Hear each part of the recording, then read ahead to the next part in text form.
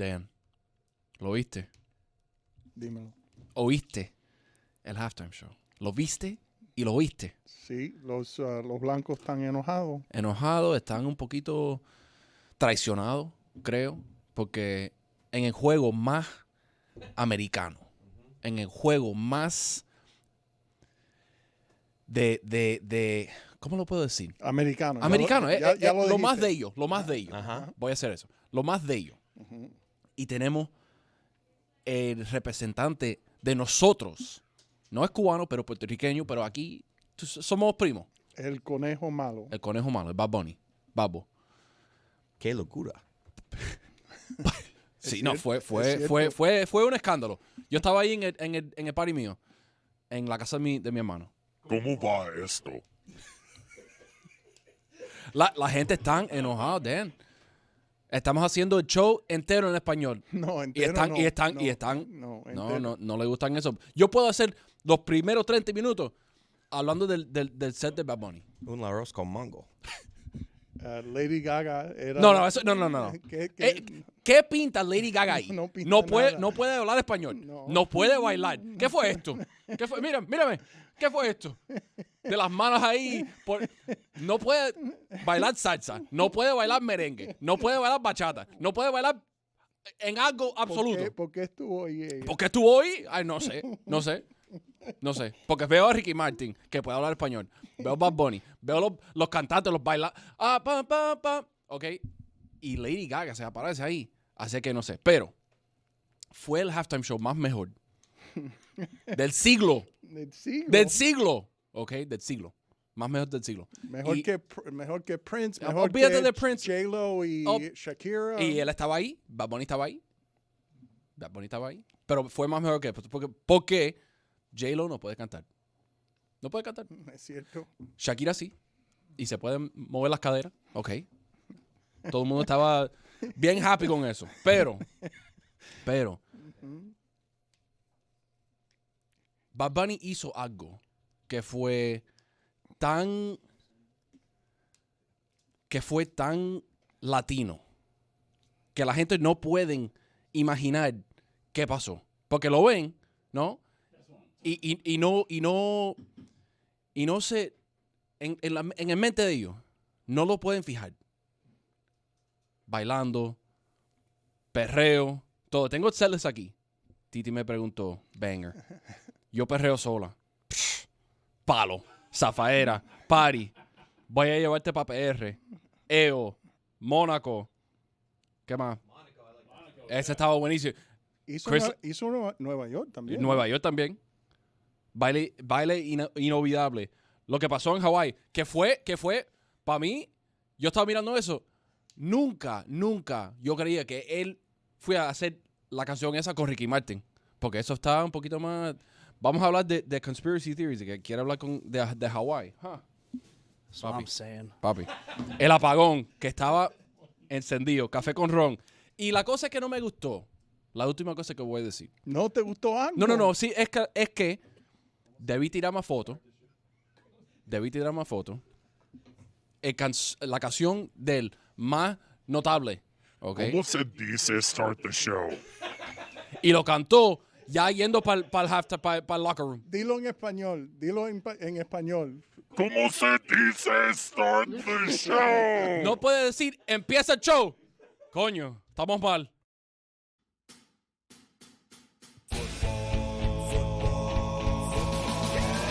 Football is back, Jack. Oh my, we've waited for so long. We're so damn excited that we put it in a song. Don't need no checkdowns. Give me big hits and quarterbacks. Keep your fantasy team from falling off the track. Football is back, Jack. Whether on the ground or through the air. When the chips are down and you throw a prayer. When your team is primed and on the hunt. It's 4th and 10, you refuse to punt. When the shoulder pads and helmets crack, that's how you know that football is back, Jack. Let me hear you say. Football is back, Jack. This high is wild and out of control. And we're gonna ride it every week till we reach the Super Bowl. Don't need no check downs. Give me big hits and quarterbacks. If you say this game's the best, I'll say it's a gag. Football is back, Jack. Football is back, Jack. Football is back.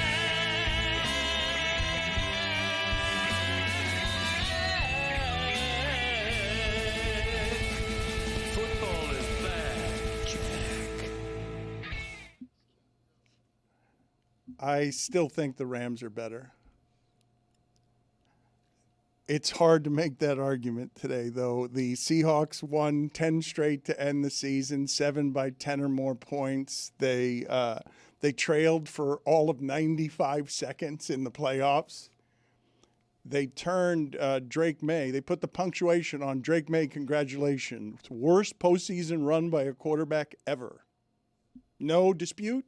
C.J. Stroud was in these playoffs, and he wasn't this bad because he didn't get to win the games that made him this bad. Like, that is as bad as Drake May. I got to think he's hurt. Like, that's part defense and that's part pressure with 4, but when he's saying that he's getting a shot before the game, I didn't even recognize that Drake May on very simple passes. It's funny how that works, though, right? Because if Drake May would have lost in the first game of the postseason, be less criticized than losing in the Super Bowl. Stafford in 3 games against the Seahawks, 961 yards, 8 touchdowns, no turnovers, 111 quarterback rating. And no one else could do anything against the Seahawks defense. They'll go down as an all-time defense. I would have given the MVP to a defender of some sort. Couldn't select one because there were so many, so just give it to the punter. You didn't consider Jason Myers? I would just give it to the punter. Why not just give it? Why not 3 punts inside the 6-yard line? 3 of them inside the 6 in that game. Kenneth Walker, okay, Kenneth Walker's dad had never before been to one of his son's games because he's afraid of crowds. Never been to a Michigan State game, never been to a Seahawks game. So the first game he goes to is his son winning Super Bowl MVP. That's nuts. That's nuts. That's crazy that he would be that afraid of crowds that he wouldn't brave any crowds. And then the one crowd he would brave. Listen to Kenneth Walker talking after the game, after winning MVP of the Super Bowl. My dad, he comes out to Seattle all the time to watch games, but he never goes to the game because he don't like crowds. So this is his first NFL game, and, we won a Super Bowl, so it means a lot to me, and I know he's proud of me for real. You have to convince him, or just like a Super Bowl? I wasn't the one that convinced him, actually. My agent convinced him to come out here. So I didn't think he would come. They ended up miking him up and everything, so he got out of his comfort zone. Would you guys have objected to making Michael Dixon, the punter, the MVP of the game? Did have some good punts. Had to be the kicker. I was thinking midway through, I'm like, Jason Myers, MVP. I know, 5 for 5. I think they nailed it. Kenneth Walker was awesome. Yeah, like 10 yards He was fantastic. Michael Dixon was also the hold. He was the holder on it was some kicker of those, before those punter, bad, Dan. bad Come on, you're talking crazy. Coffin corner, man. We will get to what I believe to be the single most Hispanic thing to ever appear for a sustained period of time on American television. I didn't understand why they inserted Lady Gaga into the middle of that, probably to make it slightly more palatable. Palatable to who? Well, come on now. You don't think a lot of people at the party that I was at was like, what is she doing here? Yeah. A lot of the conservatives watching were like, well, now it's okay. Famous ally, Lady Gaga. Oh, was that ever? I was so stressed out by this halftime performance. I was with 30 Why? people. Hold on, why? My dad brought. We had old white people. We had young Hispanic people. It was just like right away. Really? We had old white people being like, "I don't know anything he's saying. I'll be back in 10 minutes." And then they got to walk back in to give us their thoughts. All of your dad's friends talk like old-timey press people from the 1920s. You should have seen my dad. My dad was the one. I liked it. My dad and all like, what? Like it was. My dad was trying to be an ally. So last year, Kendrick Lamar bothered people with an aggressively black halftime show. Did Bad Bunny then trigger people with an aggressively brown halftime show. I've checked out on social media stuff, so I'm not looking for reactions. People were to unhappy, that. Dan. So they were unhappy by the same thing they were predicting, right? Kid Rock and all the fragile, anxious white people who were performing their alternate halftime show were doing so because they were afraid of the fact that it's not just that Bad Bunny went Hispanic. Look, that was a celebration of culture. It also did what best art does, okay? Because it moved people. If you care about heritage at all, that thing is the most Hispanic thing I've ever seen on American television. And he went with his most Hispanic songs. It's not even, he's so good that he doesn't even have to play some of his classics to reach over. He's like, no, I'm going all Latin, heavy Latin, and you want something not Latin? Here's Lady Gaga. Do any of his songs have any English in them? There's songs that he's collaborated with that have English in them. But like, is he singing Say English? cheese. No, very, very rare. Very rare. So what was the reaction? Please tell me. I don't know.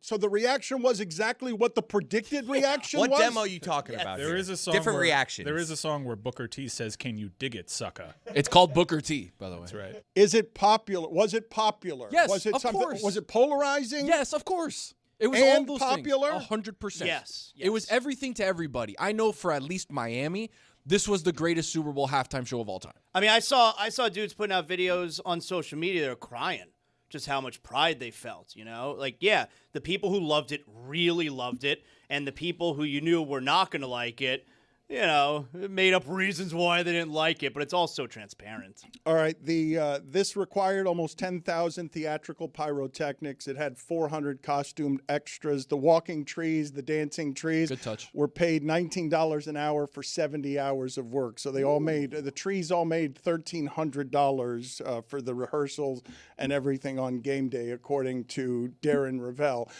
So he went, it's not just the dominoes, the guayaberas, it's not the cane fields, it's that all of it has never been seen before on mainstream American television. What are the most Hispanic things to ever appear on mainstream American television? Does Sábado Gigante count, given that it wasn't it was on Spanish television in America, but it's not on one of the networks. It's not being watched by this many people. Well, it is on one of the networks.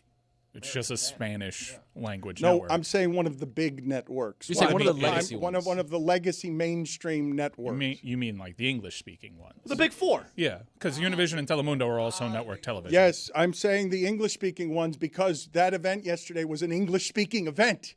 And they stopped in the middle of it to go to a totally different language. And it's what people are upset about. Yeah, I can imagine like, hey, we're bringing this, Russian guy over, and all of a sudden it's all Russian. Everybody's like, what is he saying? I don't get it. But like, Spanish is kind of the second language of the United States, if you really think about it. Per capita, with the amount of people that speak Spanish in this country, it's the second most spoken language in the country. And it was just such a cool moment for just looking across the room at everybody. We were in a place that had 30 people in it, and like everybody was nodding their heads. Even people that didn't really listen to Bad Bunny were like, holy shit. Wow, the production was insane. The costumes were insane. The dancing, I was in the middle of it. I commented to my wife. I'm like, "This is amazing camera work." Because like when they were up on the top of the platform there with the wedding going on, nobody bumped into anybody. Like the cameraman, it was incredible. That was a real wedding, incidentally. That was two people got married during that ceremony. I actually had the anxious thought of really worrying for the people who had to splice in the video at exactly the right time that was clearly of him taped falling through a roof. I was arguing. I said it was taped. Everyone was like, "That was live." I'm like, "You guys." No, don't that's know where he would production." change clothes. Thank you. I think those. But he's got a couple of seconds to do it, and I worried that a video team would screw up the timing of that. It seems like that's a lot of pressure for whoever has to make sure that video hits at exactly the right time. 100%. And it was not long enough for him to have a wardrobe change. That's what the Lady Gaga set was for him to be able to take the jersey off that he was wearing, put on the suit top. But Dan, even when he finishes that, he goes into what looks like a quinceañera or a wedding of some sort, and he's got the kids sleeping on the chairs in the big jacket. Like, that's our life. That's me as a 10-year-old kid at some wedding that I don't know the two people that my parents dragged me to, and I'm like, guys, it's 12:30 at night. I'm tired. I'm gonna lay down. They're like, that's our culture. That's Miami's culture. That's Hispanic culture. And like to see that displayed on the big screen, you're looking and you're like, wow, yes, okay, this is us. Jewish boys fall asleep at bar mitzvahs too. Oh yeah, that's ours too. Cool. Did a I don't bring tribute. kids to wedding. Did a tribute to Mutual. the 11-month blackout that Puerto Rico had, because I don't know if you think of this as a political statement, because I really did think of it as just celebration of heritage. But in these times, celebration of heritage is a political statement. One of those commercials. I don't know if it scared you guys as a dystopian commercial. They're not seeking dogs with whatever it is they're doing with your facial recognition there. Like, ICE would like that information. Like, that seemed dystopian. Oh, that's a watching. trick. Oh my God, is that a trick? My wife wanted me to download it. Don't do it. Oh Hey, my do God! not And you do got a it. big ass head. I watched that and was like, you've got to be kidding me. It was that all the this old is- white people being like, why are there light posts there? And then my Cuban sister-in-law has to be like, well, actually in Puerto Rico, and just in the middle of a performance, she's like explaining why there are light Their posts. power grid is failing, and it has a lot to do. And the song is actually called El Apagón, which is the shut off. The lights turned off. Yeah, the basically. blackout. And Did you notice all the the cameos, the celebrities who were there dancing? I got news for you, man. In case there was Pedro Pascal and there was Cardi B. Pablo, as I like to call him. And I don't know if you caught it because it was really quick, but Jessica Alba. Yo, Dan, if you weren't aware of Jessica Alba, because she doesn't act anymore. She she retired or whatever. No, she runs a giant, Yeah. a giant cosmetics Yeah, business that yeah. makes her a lot more money than she ever made from Hollywood. Well, I don't know if you're aware because she doesn't act anymore. Jessica Alba still fine. I'm sorry, what was that? Update. You know what he said? Ronald Acuna was in the middle there. Who else? Who else was there? The Ricky Martin thing. Many of you probably aren't old enough to even remember that the previous moment I think of, which is just slapping America across the face with Hispanic, was really the breakout performance of Ricky Martin at the Grammys, where the electrical current of him doing the music was larger than all of the other music being performed live. It's sort of the last place I go to that felt like what it is that this was meant to feel like. But there was nothing controversial in this. This was simply a celebration of heritage. This was just simply a party. And if it's controversial, it can only be controversial to you because of the surrounding times around that stadium. It has nothing to do with the performance. The performance was benign. It was just doing what art is supposed to do. Love over hate is controversial these days. Just to make that clear. That's what a lot of conservatives had an issue with, the messaging. Why are you calling out our hate? And then, of course, there was, it's couldn't understand anything he was saying because I don't speak English. I got news for you. Like Kendrick Lamar last year, I didn't understand the words. He was, Yeah, but they had the same complaints there. It's same reason, right. same stuff. No, It's the but I can go same past thing. that. Like make it whatever rock band. You tell me you go to a rock band show and you understand all the lyrics that are being said during the song. Okay, no, but some of them. But some of them, like I actually understand why people would object to that. I do. And it's just because you're closed-minded, you're entitled to be closed-minded. You have that freedom. But I understand if you made it, say, Russian or K-pop, and I didn't understand anything, it wouldn't summon cultural pride for me. But this is part of the nature of the divisions that are in front of you right now. That was an expensive show they put together. It's music. I don't understand what anybody's saying. Like, Doobie Brothers are like the whitest band of all That's what time. I'm saying. That's Mike McDonald. He made a cameo. Champion. He made Mike a cameo in McDonald. pregame. I'm Sentimental fool.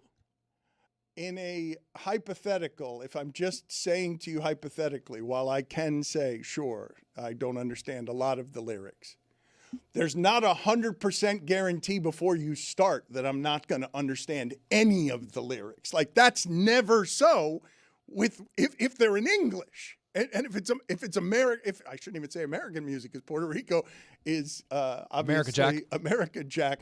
But if it's Spanish, the starting point is you're excluding me. So I get why people might be threatened or fragile about that, but this man doesn't sing in English. Like his English, he's just learned some English, and it's not great. He struggles in English. And on top of that, regardless of language, when you just pull out an act, like last year was what, Usher? I think That was Kendrick Lamar. It was Kendrick Lamar. Okay, but a couple years ago, there was like an Usher or like some other thing. If you don't like the band or you don't like the person, they're already excluding you.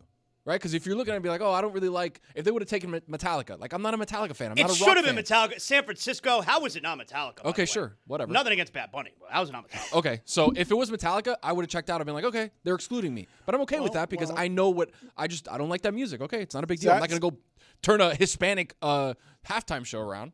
Zaslow is speaking to something here when he brings up Metallica.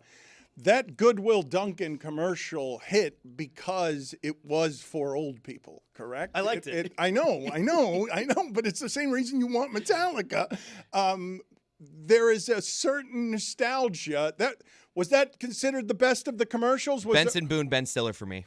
When people fall off of something and hit something, it's always funny. It's always funny. Put it on the poll at Le Batard Show, but especially when they're dressed kind of like the character from Dodgeball, like that. But yes, when people fall off something, is it always funny? Put that on the poll, and please, Lewis, do me the favor of getting that video of Ditka and Paul Horning on stage when one of them falls off a stage because the other one slaps him on the back, and just put it in picture. I thought we all liked finding dogs. What's wrong with that? It's a great service. You lose your dog, we find your puppy. Everybody's happy. I can't believe I fell for the rope-a-dope there. Really? You're surprised that you come from privilege? My wife wanted me, like, we have Ring in my house. My wife wanted me to make sure I set the notification on. Yeah, it's dystopian. When I saw that, I'm like, oh my God, they're this comfortable just doing it in plain view. This comfortable. They're wrapping it in lost dogs. Next move is going to be infants. If you lose your infant, they're just going to trick people into how it is they get your facial recognition. Be glad that they told you, because it's actually been something that they've had access to for a while now. Yeah, that's true too. Getting to the game for just a moment, okay? Because we had the conversation, Mike, this year about turnovers and is it recreatable, okay? And then Chicago caused more turnovers than any team in the sport this year, but they get to the playoffs, they cause 0 turnovers. Seattle all season, turnover machine. Sam Darnold led the league in turnovers. They go the entire postseason without a turnover. First Super Bowl team ever. First Super Bowl winning team ever to go an entire postseason without a single turnover. And obviously the game plan in that game, given you saw this early, right? Patriots weren't going to be able to do anything. Sam, just don't throw the game away. Like if you could just not throw the game away, there's no circumstance under which Seattle will lose this football game. Early on, it seemed like he was trying. There was one pass early on, should have been a pick six. Yeah, It's rare where you come away from a Super Bowl and you ask yourself, was that team any good? Yeah. That's how good the Seahawks were in this Super Bowl. I'm stunned that they were wire-to-wire dominant, and I'm really stunned at how bad Drake May looked. They were so far out of their depth, that was not a fair fight. I think defensively what Seattle was able to do with just rushing 4 and getting home with 4 and dropping 7 in the back, was just like, all right, you're going to force a guy with a bad shoulder to make really tight window throws, and it just wasn't happening. Well, let me address a couple of things here, because we will talk about Mike McDonald and make him a star, and we will talk about Sam Darnold and make him a star. But John Schneider has now won 2 championships with no holdover players and a different coach. I don't think people know the architect of this football team, and he's now done it twice with 2 totally different things. And when you mention the pressure with 4, this part was funny to me, Zaz. So before Bad Bunny and the halftime show, these poor people, or rich people who are doing the halftime analysis have about 4 seconds to talk. Oh, I like noticed too. it's just it reminds me of the ABC NBA halftime shows where it's like, get in and out. This is all about commercials. We're coming to all of you for 47 seconds total for all of you. And so somebody's analysis, I'm not making this up. So I guess it was McCourty. I wasn't really paying attention. But I just heard one person's analysis because they're just shooting around. Everybody, Garrett, What do all you got? guys, give it to me in 4 seconds. And the guy's analysis was just, Will Campbell is getting his butt kicked. And I felt so bad for Will Campbell's family. It's hard for a nation at large to recognize bad O-line play. He was getting his ass whipped. He was getting his ass kicked from whistle to whistle. That was so bad. Well, did you guys see the stats, though? He allowed 14 quarterback pressures. No offensive lineman has allowed that many all season. Like, that didn't happen one time. But for the analysis to be, hey, you got 3 seconds here. I'm going to say McCourty because I was just half listening, but all of his analysis was just simply and accurately, Will Campbell is getting his butt kicked. There was a hilarious moment in that game. It was just after, the pinpoint accuracy parabola ball to Mac Hollins, right? And it looks like, okay, maybe New England figured this thing out. We have a backdoor opportunity. Give me some juice here. They're starting to move the ball, and Chris Collinsworth is like, yeah, all right. They're starting to find their rhythm. And then Drake May throws the worst interception possible, and it leaves Chris Collinsworth speechless to the point that he literally says, Yep. I've got nothing for you here. Yep. It was a bad throw.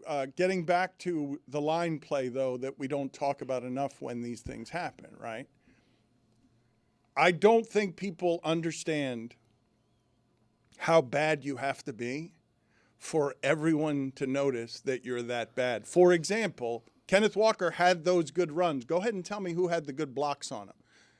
It's every offensive lineman's worst nightmare to have the game that Will Campbell had, where we're all noticing, oh my God, they're going to just cave in that side of the line all game. He's got no chance. He shouldn't be out there. Yeah. I think Kenneth Walker had the type of performance where you actually, he stood out because of his patience. Whether it be, I know that there was one famous one highlighted where he did the Le'Veon Bell, and then he shoots a very tiny gap.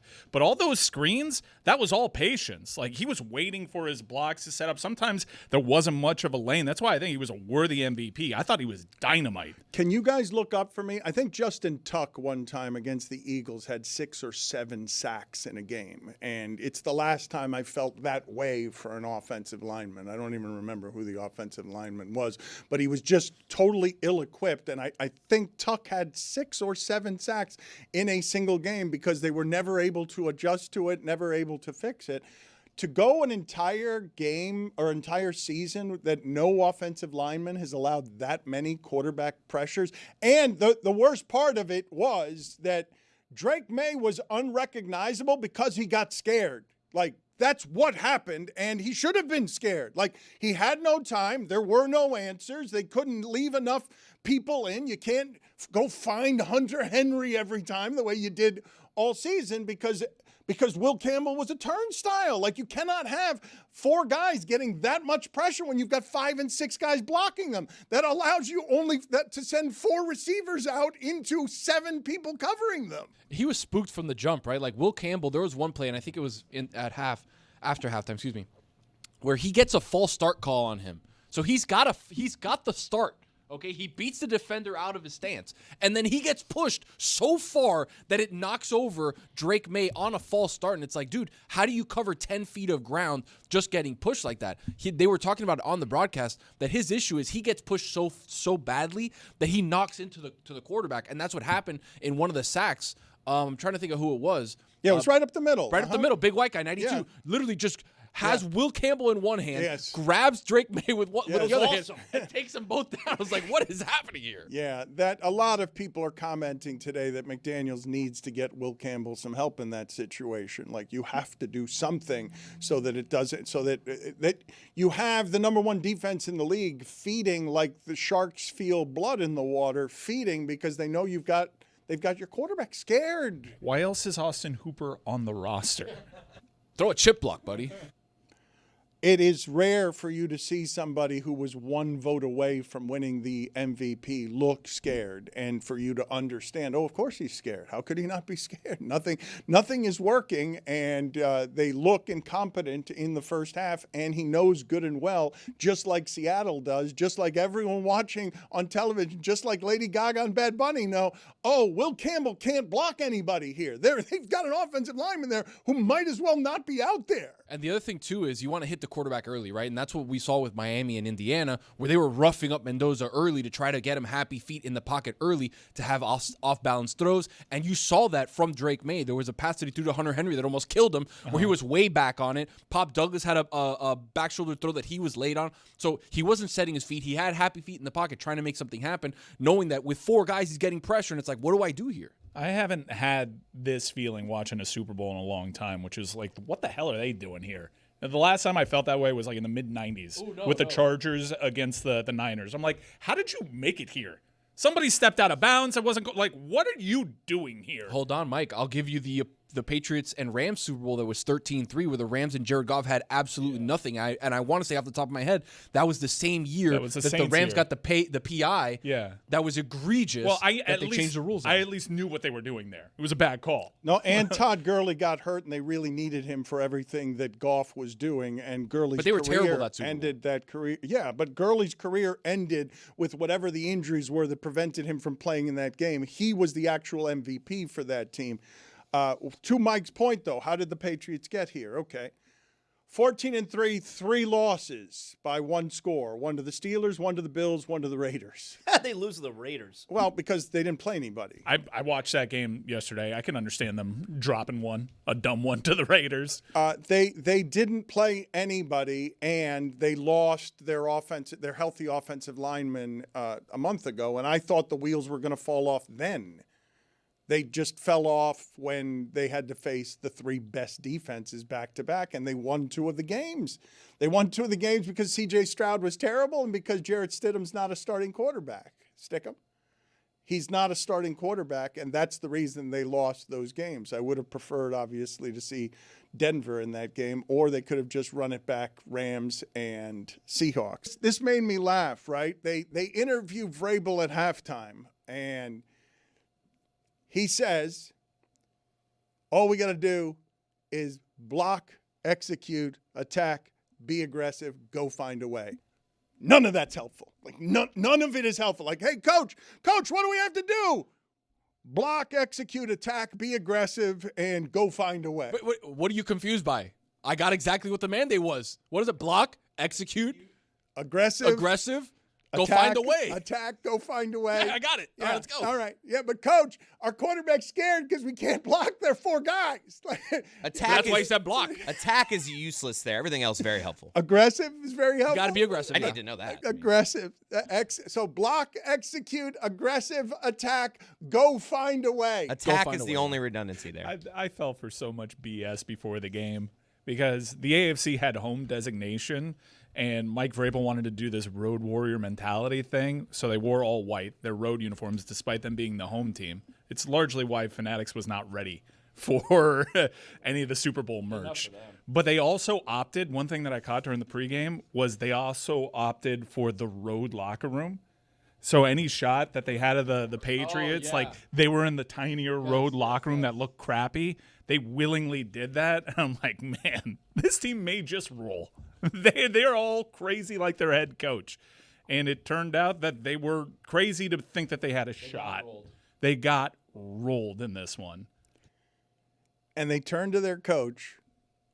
Coach, we need some advice. Nothing's working. Go find a way. All right, thanks, coach. Appreciate it. Go find a way. Make it happen. Will Campbell, go find a way. He didn't find it. No, he did not. Again, do you realize in a halftime show where everyone is talking for 3 seconds because they got to get to the next commercial in a hurry because everybody's watching the commercial, it's the only time all year that people are watching commercials. Everyone's skipping through commercials everywhere, but not on this day. And the analysis is Will Campbell is getting his butt kicked. if you're an offensive lineman, you dream all your life of playing in the Super Bowl. That is a horror. That is an uncommon horror to have everyone noticing you playing. Do you just imagine, like, his grandma sitting on the couch and hearing that? Yes, because the thing is, the only time you notice an offensive lineman is when there are penalty flags, but there were no penalty flags in that game. It's just somebody getting devoured. Yeah, why didn't he hold a couple times? There were no penalty flags in that game, so it's just we're all noticing someone's incompetent, and it's because of the pressures being allowed. It's not even the sacks. It's that he allowed 14 quarterback pressures.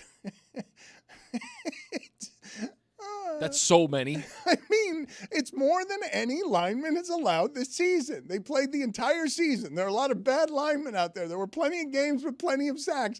That's the only one that's had one lineman getting allowing 14 quarterback pressures. And then the analysis from the halftime analyst is Will Campbell is getting his butt kicked. On 43 attempts from Drake May, by the way, so 14 pressures on 43 attempts. It's a very good percentage. Thank you, Tony. Yeah. Do you think when they call in the play, like they're about to huddle up and McDaniels calls in the play to his ear, it's another passing play? It's like, shit. I mean, did it not seem to you that Drake May was not only scared but unrecognizable? Like that. Stafford didn't look like that. Stafford beat that dude by 1 vote. Stafford didn't look like that against that defense. That looked incompetent and unhealthy. Like, at least surprising thing in the world that, I needed an injection before the game. I don't recognize the quarterback that's been playing for the last month. Jeremy, how many times has Drake May been sacked in the postseason? It was 20 what? It was 20 plus times that he was sacked. So the stat on Drake May, I've got it written down here somewhere. I think it was 21, yeah. But the stat on Drake May, he's played 33 games. It's 102 sacks and 24 fumbles. It's 7 fumbles this postseason. 33 games, 102 sacks, 24 fumbles. That's 4 sacks a game, and that's nearly a fumble per game every time he's out there. That's not Stafford. No, it's not. I mean, Stafford has a lot more help around him. Yeah. That's pretty evident. Puka Nacua, Devontae Adams, Parkinson, Higbee, like Kyron Williams, Sean McVay calling it. Hunter Henry's been in the league for 10 years. Austin Hooper has been a punchline on our show for 5 years, and he's still in the league. Mac Hollins, like, what are we doing? Stephon Diggs, like, okay, potential Hall of Fame career, no doubt, but not at this point in his career. That's not a lot of talent surrounding Drake May right now. Did you see Mac Hollins get up arriving at the stadium yesterday? What was he doing? Hannibal Lecter, right? He was Hannibal Lecter. He's got branding, and he did his job. He caught his touchdown. I got no problem with Mac Hollins. But coming in barefoot and with shackles on? That's always he always arrives barefoot. Yeah. That's his thing. Thank God. Stupid. Someone on that team had some life. Something to them. Drake May was indeed sacked 21 times. And Dan, it took 20 minutes, but I finally found the game you were referencing when you said Justin Tuck. It was OCU Manura. He had 6 sacks in a game in September of 2007 against the left tackle Winston Justice of the Philadelphia Eagles. Oh, I remember Andy Reid got crushed after that game. So a 20-year-old reference. We speak Dan back here. We were on that wild goose chase forever. I'm like, he said Justin Tuck, but he was doing it from the inside. Could it be Grady Jarrett? No. Because when he said, he was like, I forget the kid's name. It was Winston Justice. We figured it out. OCU Manura. Thank you for doing all of the translations on that. I didn't get any of the names right while saying I remember it. We got there. Tuck Again, did have... We found a way. Yeah, the reason why you confused it is Tuck also had a big Sunday night football game, but it was against Washington, and since he would do most of his damage from the inside, there wasn't somebody to put that loss on. So I knew you were conflating it with another Sunday night football game. Thank you. Winston Justice is the guy I was thinking of, and it's the last time I felt that kind of bad for an offensive lineman of any kind, because it's hard to notice them, and you can give Kenneth Walker the patient award, because not since Le'Veon Bell has a running back run quite like that, where he's that patient in the backfield. But we don't notice those offensive linemen when they're actually making the holes. There's only a couple of ways to notice them. They're allowing all the sacks or they're getting penalties. There were no penalties in that game. That was a clean game, and I think we can say without it being overreaction, right? Patriots were frauds. We can say it without it being an overreaction, correct? Because of everything Mike is saying here, where once their quarterback gets scared, you realize how little help he has. Yeah, I guess. I wanted to push back against it, but I think you're probably right. All you got to do is look at who they played this year. They didn't play anybody, right? There's a laundry list of coaches that they played that got fired this season. Barely got past Denver 2 weeks ago. Yeah, but they were 14-3 the way Darnold's Minnesota team was 14-3, and then they got rid of Darnold. Darnold is now 31-7 in his last 38 games. There's nobody better. I mean, there's nobody better. There hasn't been a better stretch of that in a very long time. 31-7 in 38 games, if only because he's Sam Darnold and everything happened last year in Minnesota and then they lose in the playoffs exactly the way you thought. We make Sam Darnold a fraud, but he's not. And now the Patriots are? Because I haven't seen many 14-3 teams that get to be frauds, but Drake May's on one of them and Sam Darnold was on the last one I saw. Because that Minnesota team was a fraud too and lost immediately in the playoffs. Drake May's misfortune. Drake May would have been better off just losing at Denver. Bo Nix being healthy and just lose at Denver, and so you don't have to be like 21 sacks in 3 games. Drake May's going to get the blame for that, but the organization and the offensive line does. I know that guy's good. I know he is. Is he? This episode of the Dan Le Batard Show is presented by DraftKings. DraftKings, the crown is yours. Juju, put these questions on the poll, please. Why was Lady Gaga there? Yes or no? No. Also, was anyone clamoring for a remade television show of the teddy bear Ted? Yes or no? My son and I watch it. It's hilarious. You're way off base. I'm not even sure if people know what you're talking about based off how you said that. It's the teddy bear Ted. What? The teddy bear Ted. The teddy bear Ted. I think how it's much in clearer its third could I season. have made it? Yeah. And it's on Peacock. I'm just wondering whether anybody was clamoring for that. Yeah, That's I all. think so, since it's a multi-season run and popular IP, and you can find it right here on Peacock. Also, I saw on the broadcast early as they were showing all of the celebrities, they were saying, and there is Jay-Z with his crew, and Beyonce's there. Beyonce's more famous than Jay-Z at this point, is she not? Put it on the poll at Le Batard Show. Who's more famous, Jay-Z or Beyonce? I don't like how they're scrambling back there. She was not there. That was his daughter. That was his daughter, Blue Ivy Carter. But again, looks just like her. Just like her. That's a compliment, I guess. I knew once they started moving back there. Did any of Quick, you pressure with 4. Did any of you watch the North Carolina Duke game? Because Smooth. I really didn't. Again, Dan, to be fair, though. Twin. I mean, very much It was looks a like flash. her mom. It was quick. It was a flash. And It was I like thought- sideways, too. Like, I saw that same thing. I was like, oh, there's Jay. And it's like, oh, wait a second. Man, that's not Beyonce. I'm telling you, very close. What? Did you guys watch North Carolina Duke? Because I did. I did not watch the very end. I fell asleep. I thought that game was over. Mike, Duke was leading the entire game, and it remains a mystery to me today how North Carolina won that game, because it very much was in the last 4 minutes of that game. 3-3 out of nowhere. College basketball players can't actually shoot. They're all learning how to play basketball. They're all terrible shooters. You never see threes go down like that. Bang, bang, bang. And then the last one hits, and you got to let them storm the court, and you got to leave the 0.4 of a second off of the clock. Don't get everyone off of the court. John Shire saying after the game that one of his staffers got punched. No one saw the staffer get punched, and there's still not video evidence of the staffer getting In his punched. defense, there are very rarely cameras at a Duke, North Carolina game. They rush everyone off the court and then play the last 0.4 of a second. So then you get the court storming again after that. You get 2 court storms, but North Carolina deserved to enjoy the revelry of winning that game, because having watched that game, I still don't understand how they won that game. Yeah, North Carolina fans and the students should be embarrassed. Should be ashamed of themselves. You're North Carolina basketball. You're storming the court. That was a pretty fun way It to doesn't win, matter, though. Duke's top Storming five. the court. It's Zaz, Duke. Duke is top It's their 5. rival. And UNC's ranked too.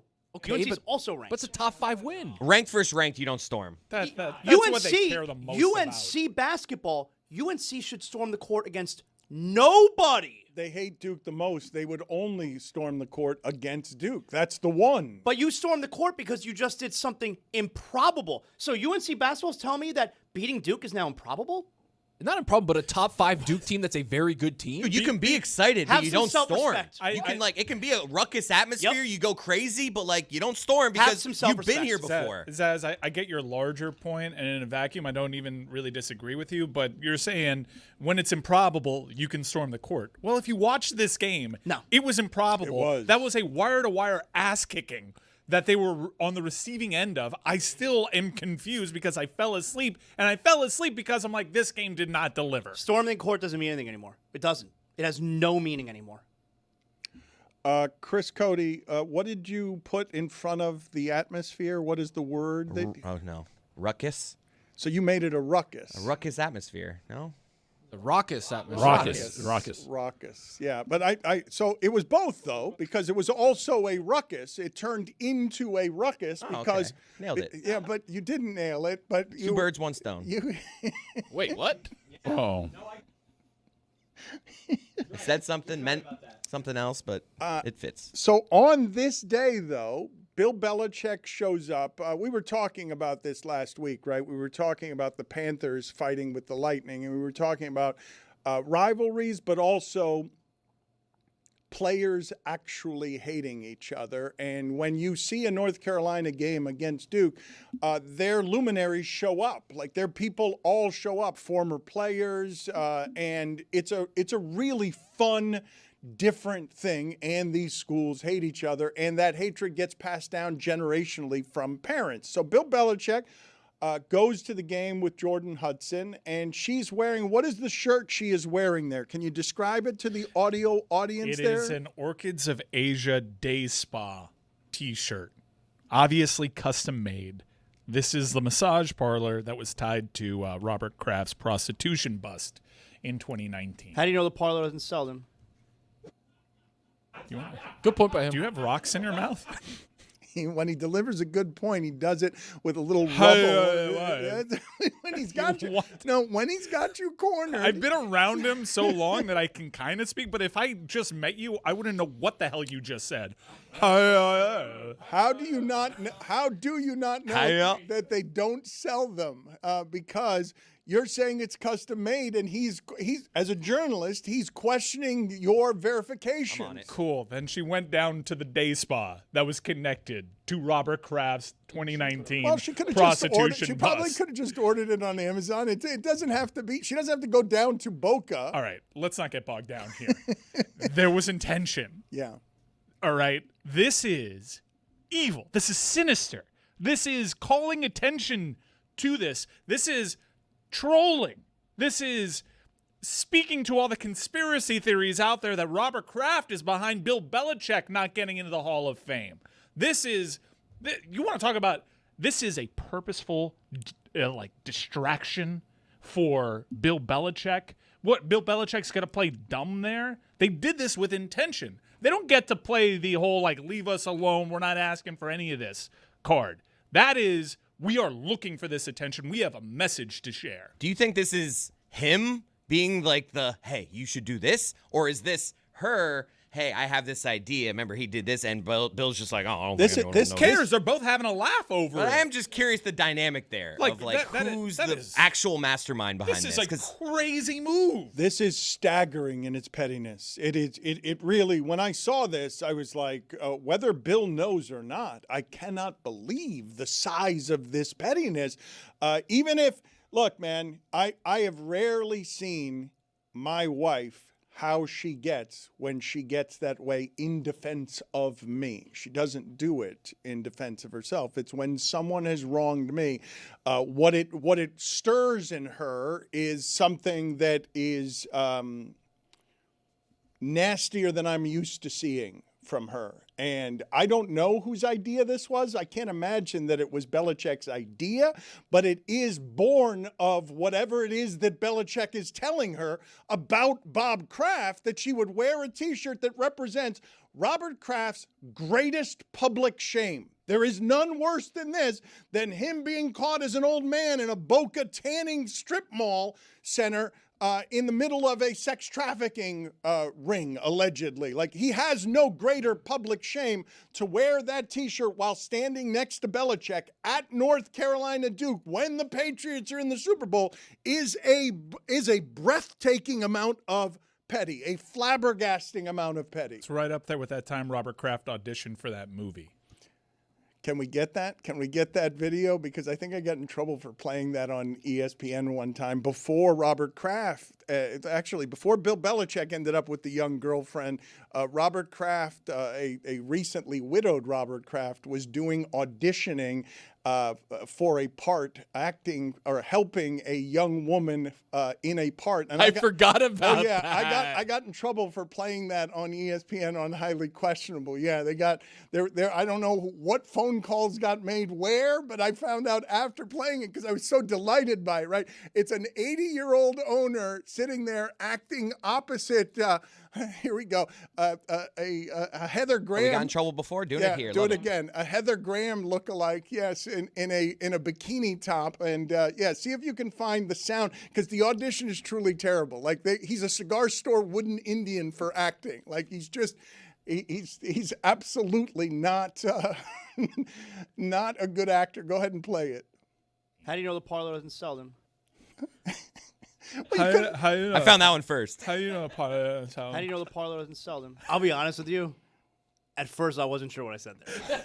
How you know? How do you know the parlor doesn't sell them?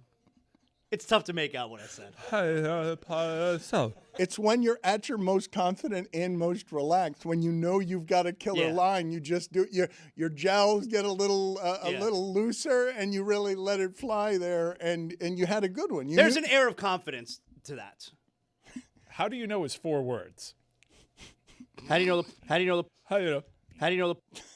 I don't want to see you after a couple of brown liquors in you. How do you know the? Whatever. It had the effect. How do you know the? I did understand him. Had the effect of what? I understand him, but I've known him for 20 years. Got the point across. You guys are surprised by how petty that is, right? Like, that you would just do any of that publicly. Not that you would feel it. Not that you would feel it, but that you would do it. That you would allow anybody to feed on this kind of petty. It's not even just that it's the weekend that the Patriots are in the Super Bowl, and obviously 6 championships with the Super Bowl with the Patriots. But Drake May went to the school that he works at and is in the Super Bowl that weekend with the Patriots. And this is why Belichick's an asshole. And I find it funny that he was left out of the Hall of Fame. That's why that was funny to me last week when Belichick now has to wait because he's a... Am I the only one that can see a scenario where he doesn't really know what's happening here? Oh, stop. That's what he's counting on. For everyone to just think he's some Wouldn't he doddering old man that doesn't get the reference. Wouldn't he clearly say, that's going to get picked up? Like, you're just making more news for me. It All just right. feel like if she So he's a pitches victim. that... He's a look, victim. I'm not trying to say that. I'm sure he is aware a little bit. I don't know. It just seems so obvious that this would make news. If it bothered that he him- would try to avoid it. If it bothered... No. He's actually looking for it. Right. And Then that's that is insanely petty. No, and that's the part that I also find to be incredibly hypocritical, and it's something that he was doing this entire first year at UNC. For the coach who in the NFL, when we're dealing with professional players, was all about no distractions, it's only about the team, don't do or say anything that takes any of the attention away from football. And he is non-stop with let's take attention away from the team. Okay, the thing that I want to go down the path on, though, and thank you, Chris, for doing that, because I think we're all in agreement, like, he can't be an innocent victim on all of this. But beyond petty, I suppose you can make the argument on behalf of it being artful content-wise, but if that's the way you feel, Bill, say it. Like, don't drape your 20-year-old girlfriend in it. Like, if that's the way you feel, stop with not congratulating Drake May when they win and he's the North Carolina quarterback and doing some of the stuff that you do. Say it. Like, quit hiding behind. You're a champion coach. Like, if this is the way that you feel, don't drape it in the ornament that your girlfriend is wearing. It's small and pathetic. It's pathetic what he's doing.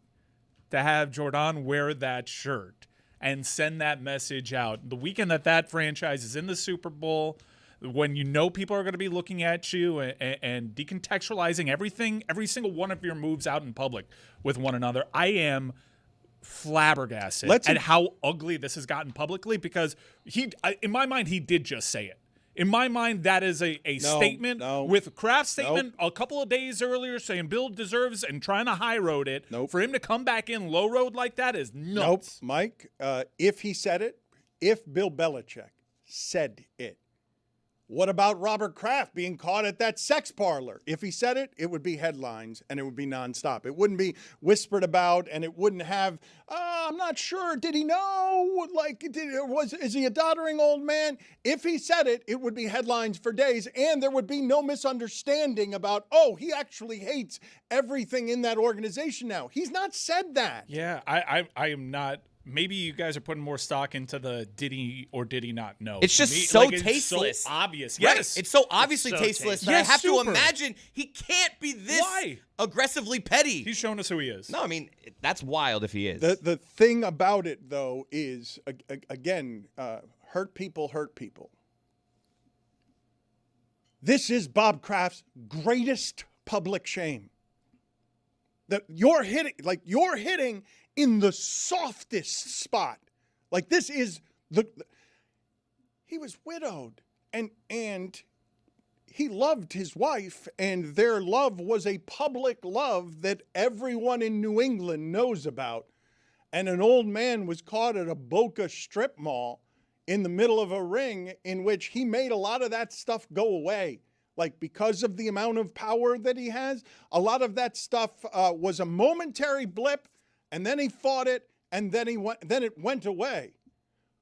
Bill Belichick being with someone who's purposely showing off at that game this weekend, Bob Kraft's greatest public shame, I would like there to be more. If that's the amount of petty that Belichick has in him, I would like to hear it spoken instead of us having to interpret whether or not it's so when they're making it this obvious. What are you shaking your head about, Tony? Dan, everything that you're saying, I'm listening to it, and I'm thinking of one thing. You could have said all those different things and just switched the name.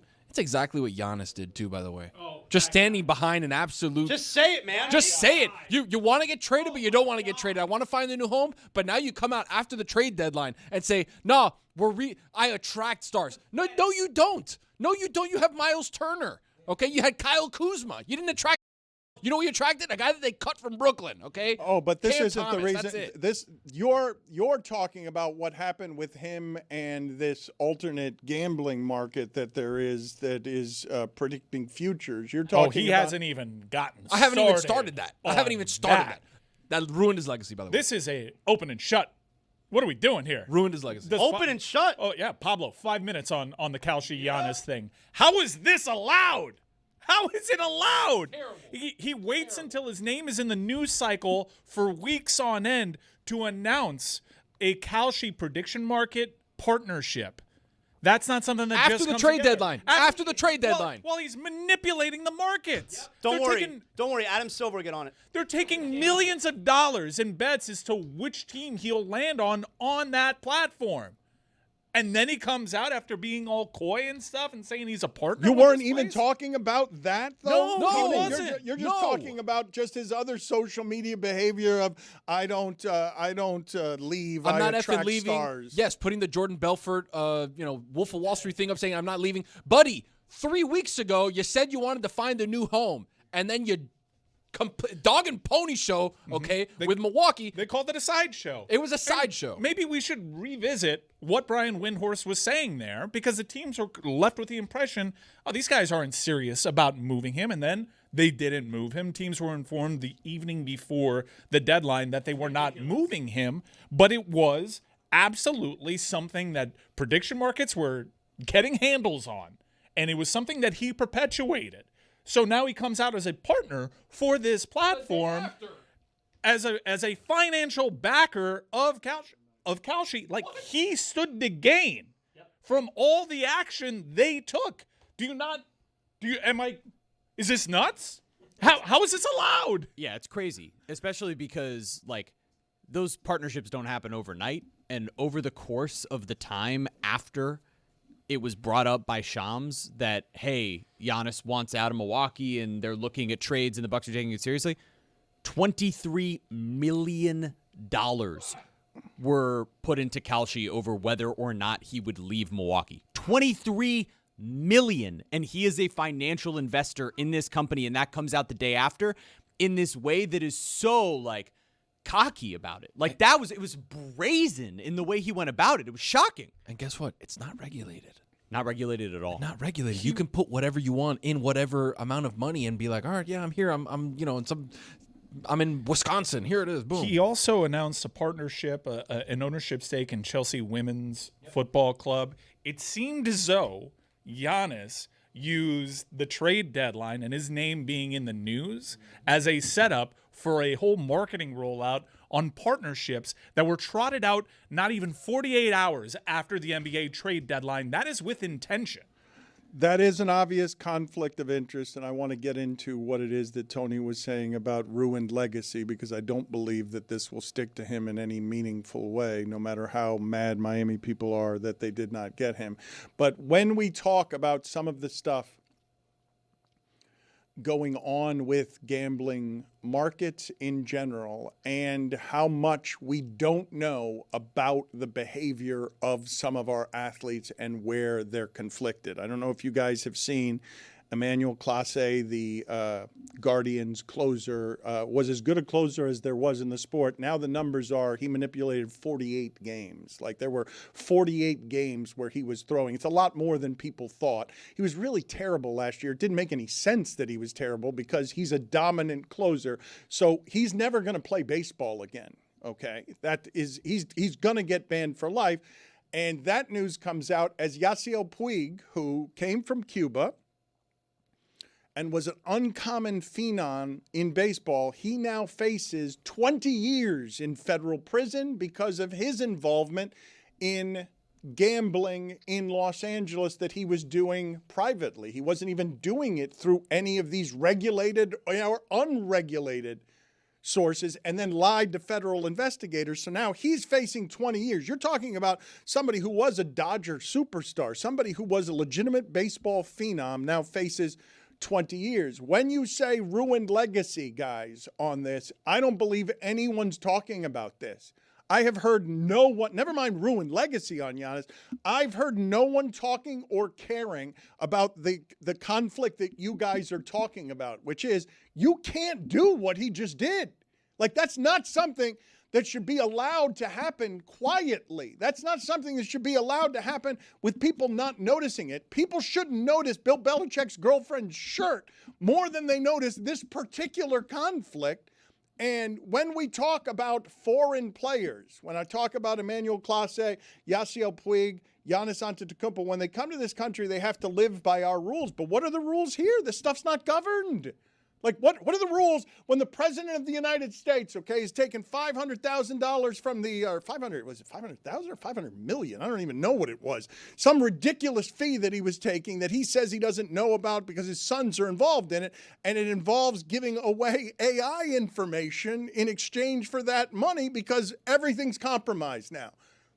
It doesn't matter what's regulated, what's not regulated. Rules don't matter anymore. No one's talking about, set up the conflict again so that people understand who don't understand. There was plenty of advertising for this during the Super Bowl because unregulated gambling unregulated gambling is Well, they call it futures markets, Dan. It's So like basically, prediction market, It's right? a prediction Correct. market. Predictions are largely unregulated, and LeBron has a marketing partnership with DraftKings. Kevin Durant has done stuff with ownership stakes in the betting space, but prediction markets and platforms that are totally dedicated to prediction markets, this is something new that the NBA is dealing with. There hasn't been precedent, I don't think, for somebody that has a stake in a sole prediction market platform.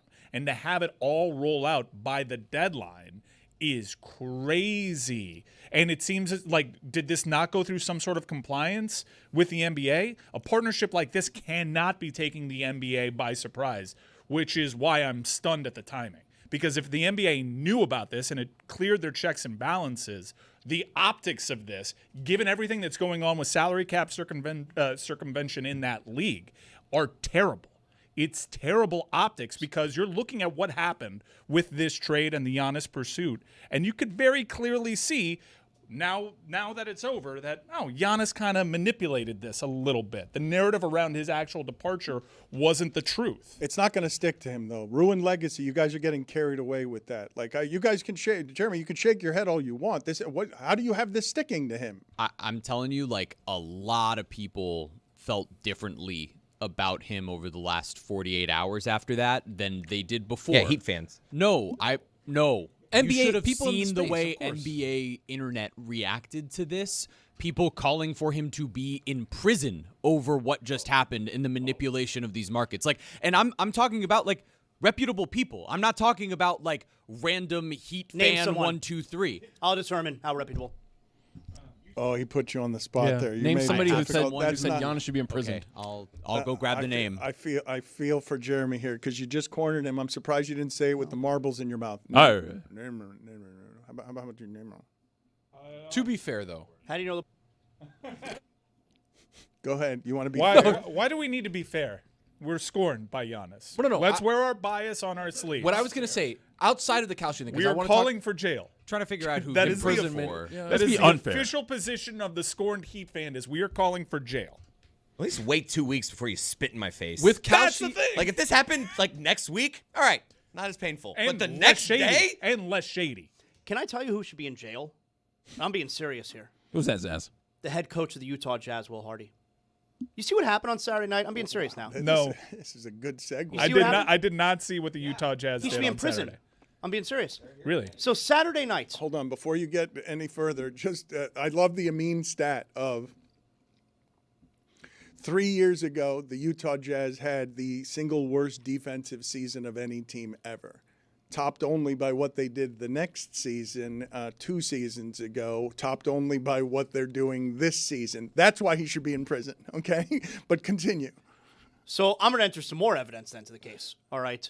So the Utah Jazz, like they traded for Jaren Jackson Jr. last week. It's clearly looking toward the future. All right, but they're still tanking. Okay, because their pick is protected if it's 1 through 4. If it's 5 through 9, they have to give it up. I think maybe to the Clippers, but it's protected 1 through 4. So they still want to lose. Okay, the Utah Jazz on Saturday night, they're playing at the Orlando Magic. The Jazz were up by 7 going into the fourth quarter. In the fourth quarter, Lauri Markkanen, who had 27 points through 3 quarters, did not play a single second in the fourth quarter. Good player. Jaren Jackson Jr., who had 22 points through 3 quarters, did not play a single second in the fourth quarter. Starters Yusuf Nurkic and Keontae George also did not play a single second in the fourth quarter. And predictably, the Orlando Magic came back and won the game 120-117. So let me ask you something. You know, when Jonte Porter purposely comes in with unders, under points, under rebounds, this is a federal offense because he is manipulating gambling odds. The Utah Jazz head coach here, not before the game, where they're like, listen, we're trying to tank, so we're going to sit guys, and they're going to play, and if they win, they win, and if they don't, they don't. Things were not going the way that the Utah Jazz wanted through 3 quarters because they want to lose games. Right. So in the middle of the game, the head coach decided to make strategic moves to ensure that the team loses That's not point shaving? They said before the game that Keontae George would be on a minutes restriction, but nobody else. That is. Isn't that the definition Yes. of point shit. shaving? I mean- You are making strategic in-game decisions to make sure that a specific outcome, losing, happens. That's point shaving. Look, I usually think you're a sucker. You're dead on this. How is this okay? Look, this is what we're discussing. This is what this hour is. How is any of this okay? we've said that Jordan for Hudson. all three stories. Jordan Hudson. How is this okay? Giannis having conflict of interest with the predictions market. How is this okay? And also the Utah Jazz losing on purpose. How is this okay? Jeremy did find some support online. He found someone asking openly, "Is this okay?" A Someone who's credible person. reputable. Yes, reputable. OG Ananobi addict at playoff bound NYK. Hold on, wait. Read that again? Yeah, OG I thought you said it Ananobi was OG addict Anunoby. Me at too. I was like, okay. playoff bound NYK asks, "How is this legal?" Not reputable. No. He's made the ruling. There is an MLB journalist that had questioned how it's not manipulating Who? markets. Clark but I don't want Spencer? to throw him under the bench. June Lee. Well, June Lee, June Lee did a Lee's whole on that beat. June Lee's all he did a about like how whole like thing on it. gambling's taking the joy away from sports. I don't know, man. When Henderson got that catch at the end, your boy was pretty happy. When A.J. Barner scored that first touchdown, Dan, I was elated. Well, Just needed a half a rushing yard from JSN. you got a defensive touchdown too. And You I got a predicted defensive it. What touchdown. did that pay? What is a defensive I don't wanna touchdown? talk No, about I'm not asking you how much you bet. I'm saying was it 7-1, 10-1? What does it pay for a deal? What were the odds on a? Because I think Damashek said I was thinking about Damashek because he said it was 11-1 odds that you get for a safety, and they were pinned inside their 5-yard line, and They were at the one. Like the ingredients were perfect to get a safety given. Will Campbell was out there. They can't block anybody, and it's the number one defense pinning the Patriots inside of their 6-yard line 3 different times. That would have paid 11-1. But what did a defensive touchdown? Can you guys 850. look? At, 850. 850. That's very good. And I got A.J. Barner. It's plus 750. So Smith and Jigba leaves that game, and it doesn't even end up mattering because of how it is that the Seahawks and Collinsworth saw it early, right? It's 3-0 middle of the first quarter, and he's like, "Oh, this is going to be a defensive game. Like there's going to be no answer for what's presently happening out on the field at any point from the Patriots." But did you guys on the commercials? We have not talked about the commercials. It's the only time at any point in the year that anyone talks about or pays attention to commercials. And I thought that the Goodwill, what was it? The Goodwill Dunkin That was good. commercial, that was going to feed a certain demo for the nostalgic among you. You know, they bring out Ted Danson from Cheers and they make him look young. They made all these people look the age they were when they were in the 90s. The whole commercial was meant to feed the demo of, did you love this stuff back in the 90s, 30 years ago? So it's a commercial for old people, and it's summoning parts that a whole generation of people don't even know Ted Danson as the bartender from Cheers. Like they don't, I don't even know if they necessarily watch Friends, although it plays on commercials everywhere. I also didn't understand why they wouldn't get Matt Damon, given that he was in the last Dunkin' commercial with Affleck and Belichick and Jordan Hudson. Why did they have Ben Affleck playing the role of Matt Damon when they could have just gotten Matt Damon, who didn't participate in the commercial? At the end of the commercial, there was a little disclaimer that said, like, back in the 90s, there was a real leading man who played Will Hunting in a movie that was very popular, like trying to appeal to Gen Z in that respect. I would have really loved this commercial if they didn't de-age these guys. If they would have looked exactly how they look now, but with the wigs I to think you're de-age right. them, as opposed to the stupid, like, why are we doing this CGI to try to de-age these people? It's so stupid. None of us want to see all of this, like, AI manipulating all of it. I'll It's tell so you, frustrating. Speaking of the CGI, that Jurassic Park CGI, awful. I didn't like it. Awful. Left me uncomfortable with terrible. the de-aging. I'm with you. That looked bad. Although I did enjoy the nostalgia of the commercial. Did anyone have more commercials than Jeff Goldblum? Did any one person have more commercials? I know this is Backstreet Boys. Yeah. How thrilled were their agents when all those emails started rolling in? I actually thought the karaoke one for Coinbase was pretty good. That one got the attention of our room. My I entire- couldn't get anyone to shut up, but everyone started singing when that one came on. Yeah, and because of that, my entire Super Bowl party started booing. when it ended up being for freaking Coinbase. Like, everyone's so excited. Oh, karaoke. What is this going to be? Coinbase? Really? What's your deal? You don't like crypto. We get it. What's your deal? Was Denny's, you would have been good. Like, who cares? Yeah. Mike Yes, Tyson. Denny's would have been fine for him. Grand Slam. Mike Tyson did a commercial for healthy eating, and there has been in the history of, I'm going to say, American sports and American marketing, never been someone like Mike Tyson. You can never have a convicted rapist be in commercials for your things. That's not something that's ever been so. He navigates a space that no one. Why is it? No one in. He's that famous and that recognizable that the Q rating is somehow, like you guys say that this is going to ruin Giannis's legacy.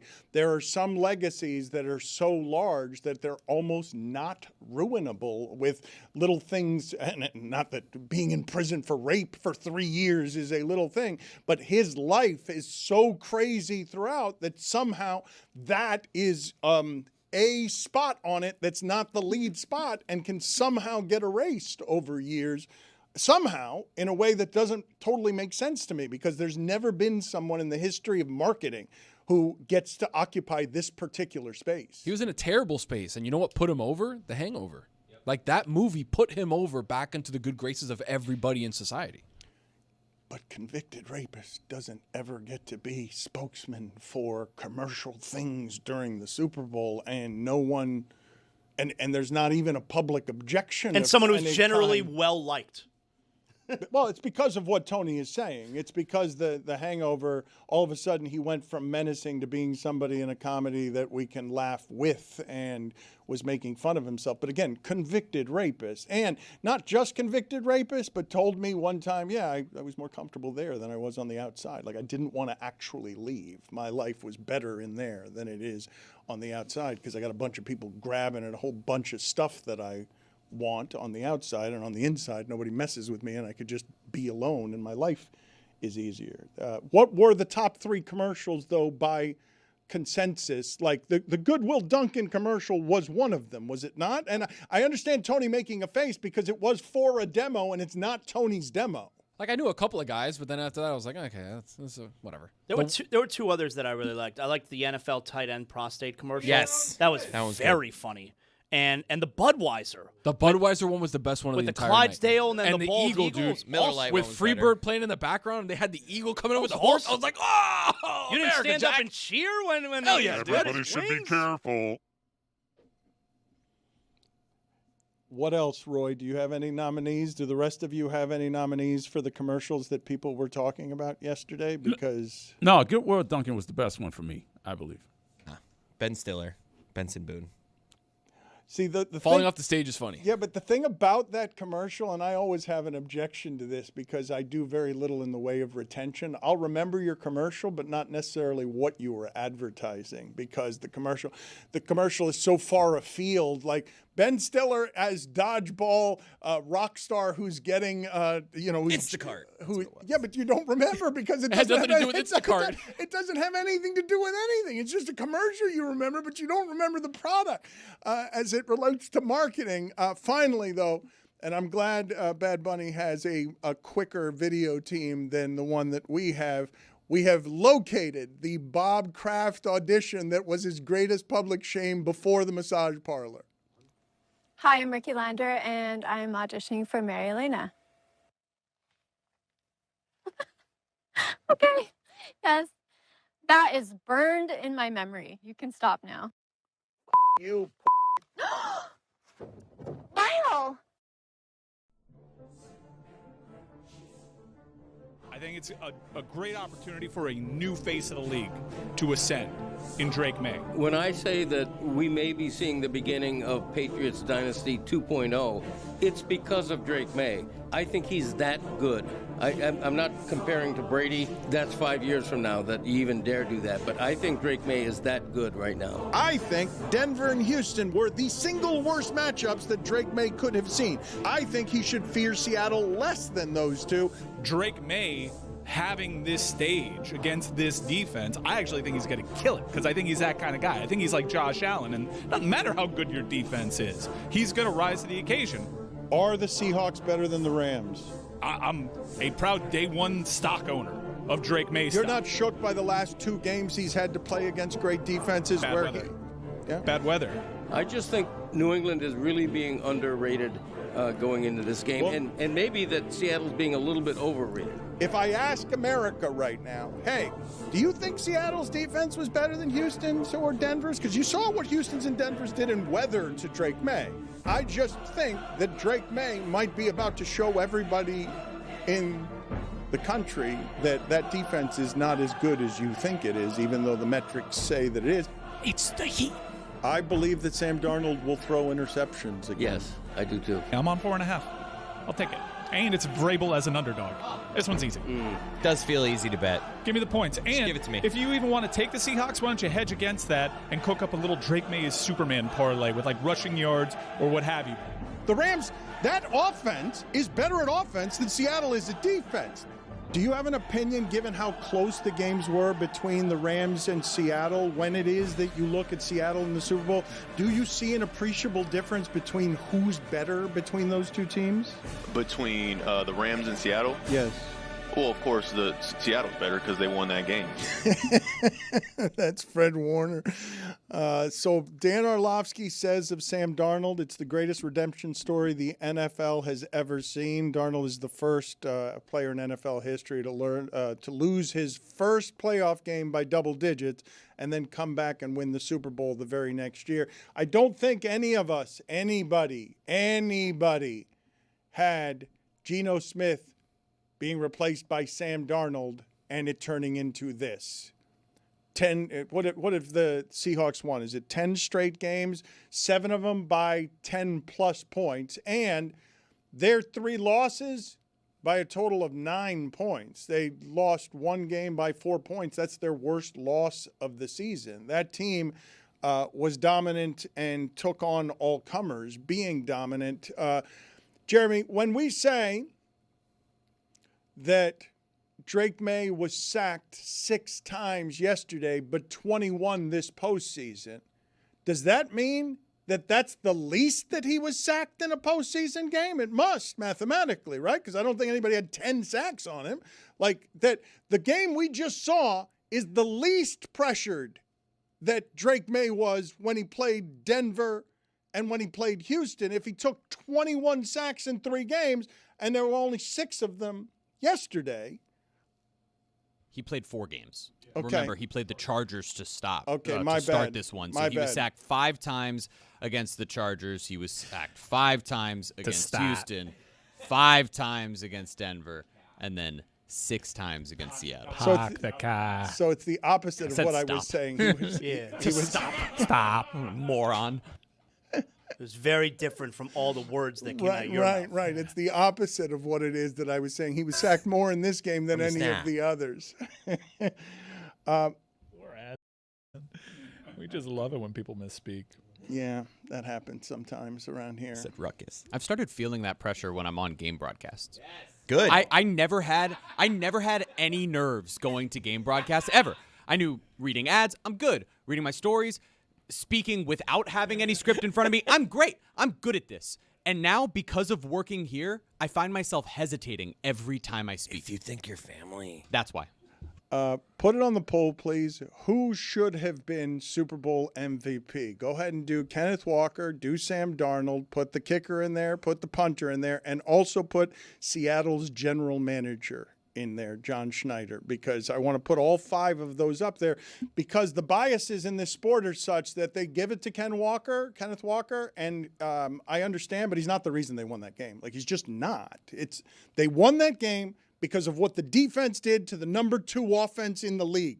Kenneth Walker contributed to that, but 5 field goals, get out of here. They won that game because of the defense, and we've just got offensive biases where we have to give that trophy to somebody who's an offensive player. Why do you refuse to give Jason Myers any credit? He was 5 for 5. Most field goals without a miss in Super Bowl history. I said the kicker and the punter. I put them on there. I didn't name either one of them, but I put the kicker and the punter. He's got a name. Yeah, well, Myers scored more points this Got a first season name, too. than anyone. It's Jason. Speak his name. I got your back. He just said Jason Myers. I'm not that forgetful. It's all right. Jason Myers and Michael Dixon are the kicker and the punter, and Jason Myers just scored more points in a season than anyone ever has. That's right. LaDainian Tomlinson was before him. They played one more game than LaDainian Tomlinson did, but regardless, I'm not giving the MVP to a kicker, though I'm willing to consider the punter. Do you think a single person had the balls to vote him? I'm guessing there's probably a vote. Yes, I'm guessing there is. I mean, one of the things that we love around here is that in 1981, Mark Mosley won the MVP in football as the kicker for the then Washington Redskins. Mark Mosley won the MVP of American football in 1981. That can't be true. You say that, but it can't be true. Yeah, I'm sure that if you guys look up the voting, you will indeed find that somebody voted. What's the guy's name? Jason Myers? No, Mosley. Mark Mosley. Mark Mosley.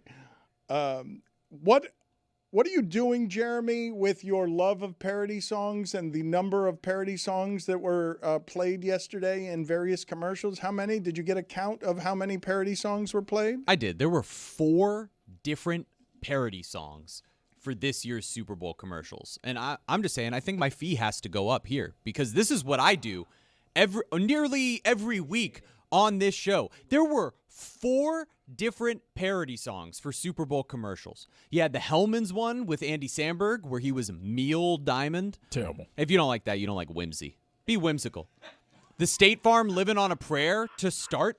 I mean, come on, with by the way, a lot of star power in that one. You had Danny McBride, Keegan-Michael Key, Haley Steinfeld's in it. You get Bon Jovi. Then the NBA itself. Everybody wants to rule the world for the NBA versus the world in the All-Star game. Terrible. So they do that. You have no whimsy. And then T-Mobile gets the Backstreet Boys. I have no whimsy? You have no whimsy. Put it on the poll. You're the one telling If me you don't don't like like parody songs, you don't have whimsy. You No just like whims. Coinbase. You don't have whimsy. You're talking about AI. This is whimsy.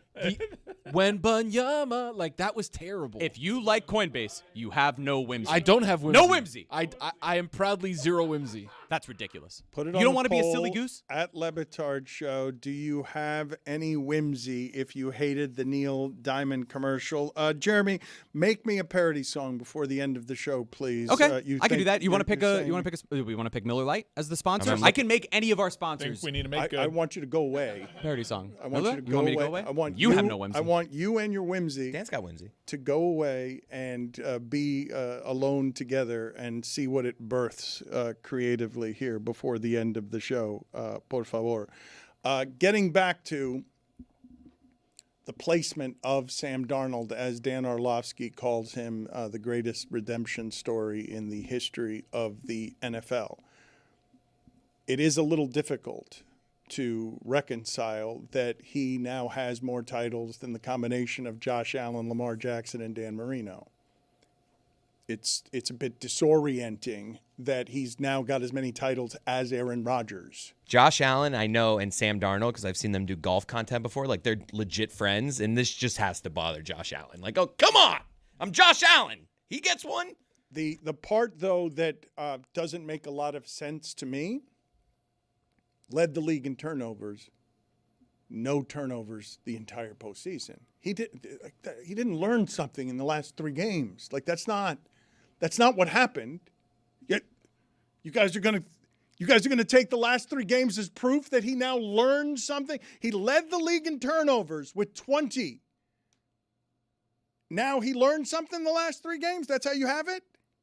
Yeah, because they're champs, and he didn't have a turnover. Well, can we play it the other way as well? You know, because last year he was great all season. And then he got his ass kicked in weeks 18 and then got his ass kicked in the wild card round. Like, he didn't all of a sudden become crappy, right?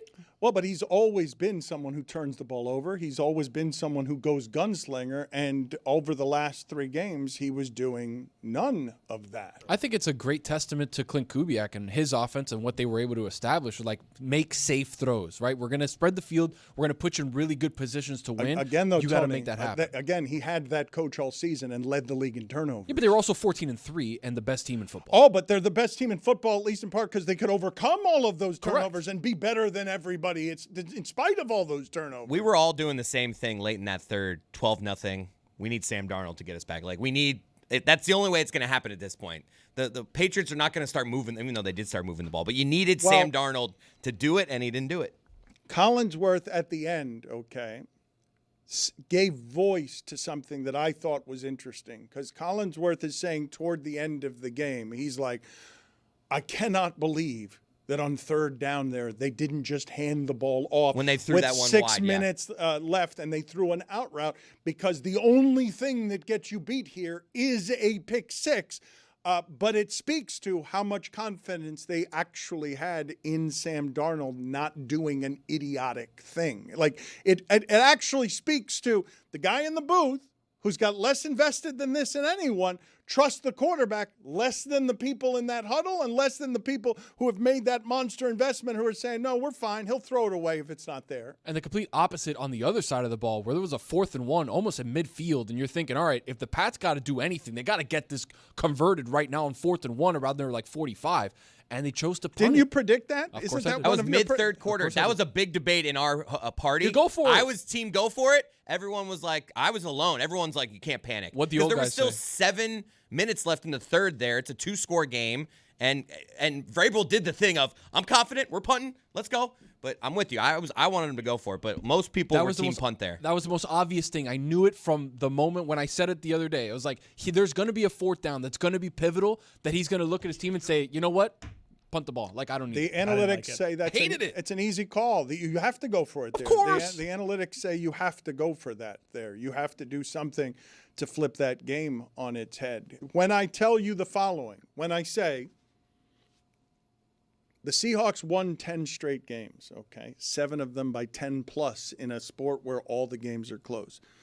They had 3 losses this entire season by a total of 9 points, the worst of them by 4 points.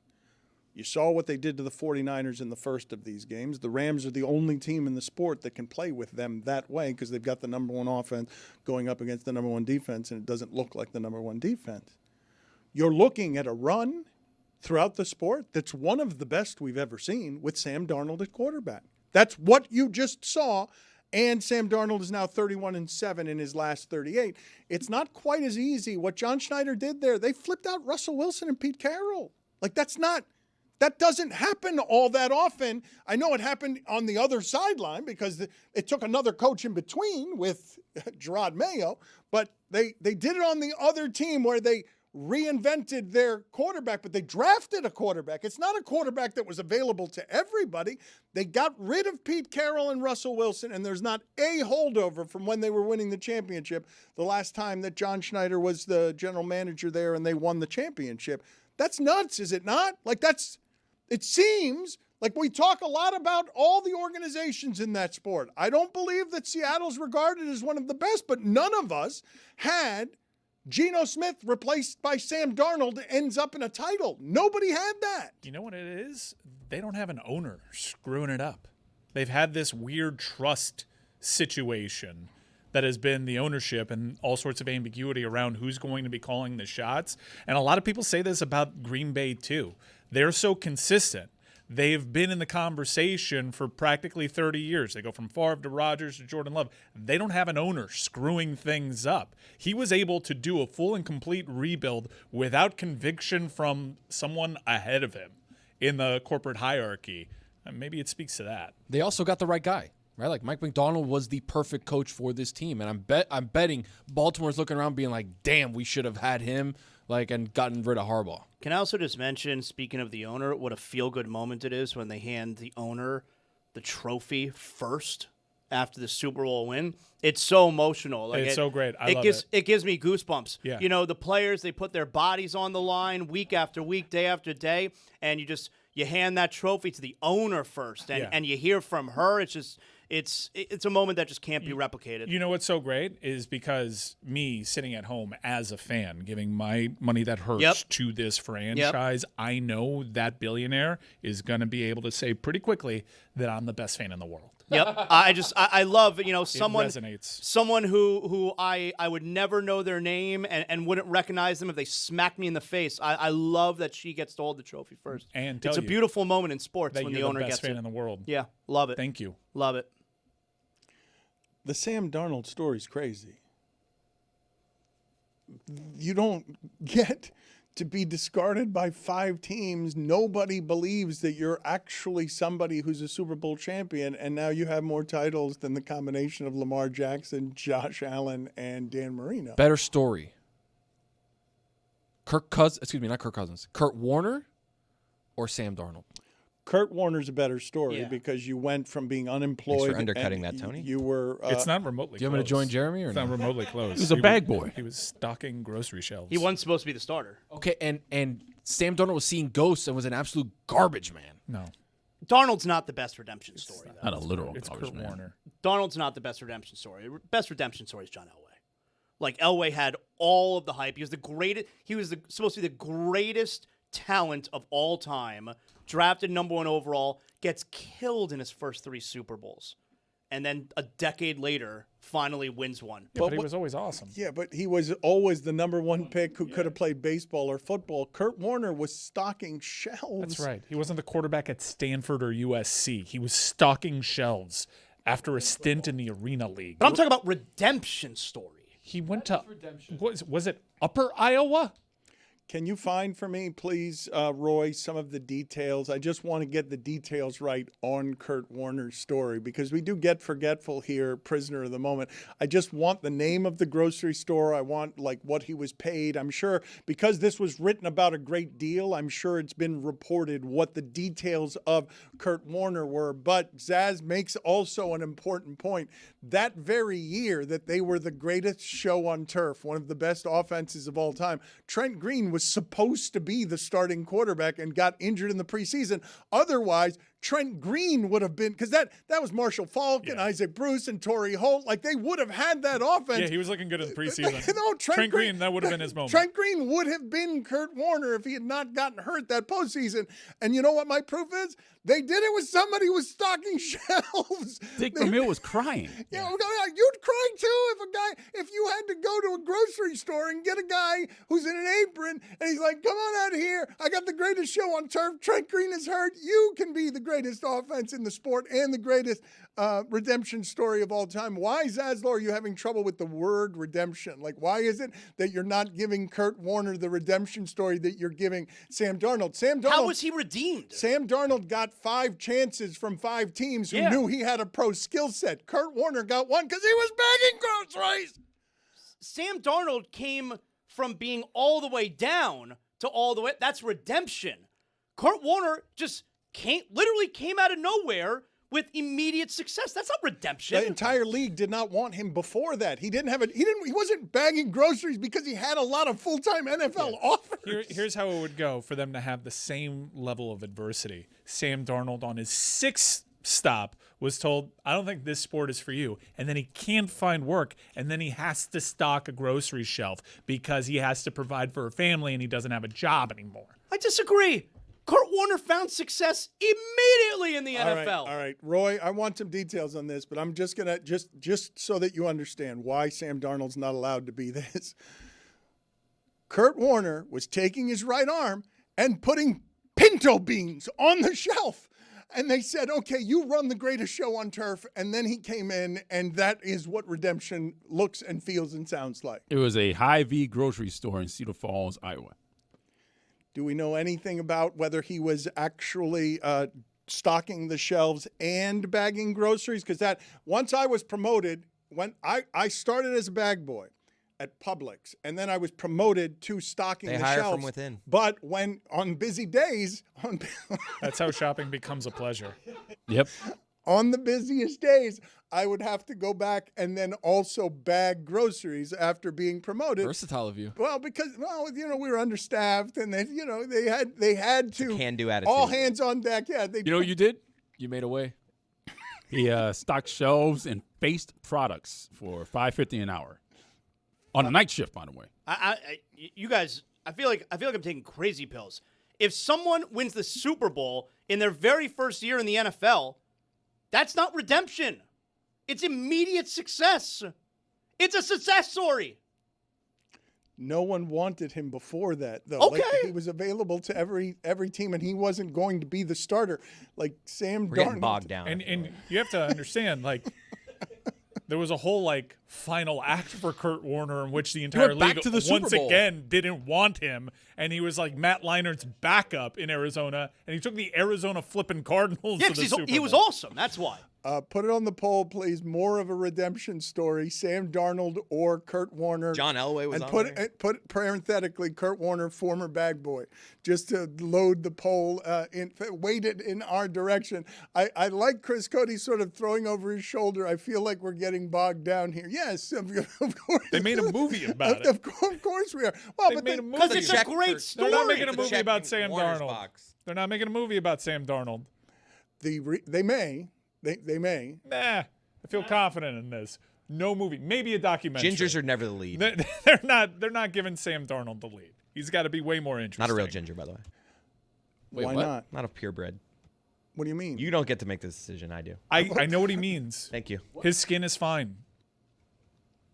What is that? Hold on. Can What you is that? elaborate? He doesn't need the have same kind freckles. of sunblock. He's got an orange. Like, these orange beard guys, they're not gingers. Yeah, okay? he's just a redhead. He's not a ginger. Yeah. I get him. Mm-hmm. I know what you mean. Can you elaborate though? I just 'Cause did. I He know- did. And He the spoke number to one it. rule is you don't get to decide. I do. He does. It's the freckles. It's the SPF on your face. It's when I go outside, I need a long sleeve shirt. That's what he's He talking takes about. his shirt off very No, confidently. he's pretty pale though. I think. Telling you. He's just a white with red hair. Yeah. Mm-hmm. All right, put it on the He's a poll half. at Le Batard Show. Is Sam Darnold a true ginger or is he just a white with red hair? Were you arguing this yesterday at your party? You don't want to know. Who were you arguing against? The Who old, had the other old side? whites. Yeah. The old whites. They were already up in arms because they didn't like the Hold your halftime position. show. You're right. He doesn't go through the same kind of adversity that you do. I was bullied way more than him. How did your father's gourmet meal go over? Was he pleased? Because I'm looking at the screen here, and he's pale. He's the kind of pale. He's got freckles all over his neck. He doesn't. I don't He's see just all freckles. over his He's neck. just You want to white. see all over? He's just white. Oh, No, Look at my elbow. I don't want to see all over. I'll with look at you. your elbow. While you guys are getting frustrated by my constant need for elaboration here, I still don't feel like this has been accurately tackled, and I believe we're the show in America who is doing this correctly today. So I'd like to go from being stuck in the mud on the redemption stories of Sam Darnold and Kurt Warner because it's very difficult to talk about where You want to know a place real Sam ginger? Darnold. Do you want to know a real ginger? I do. Andy Dalton. Okay. That's a purebred. Okay. That guy gets it. That guy, you look at his arms, that's a ginger.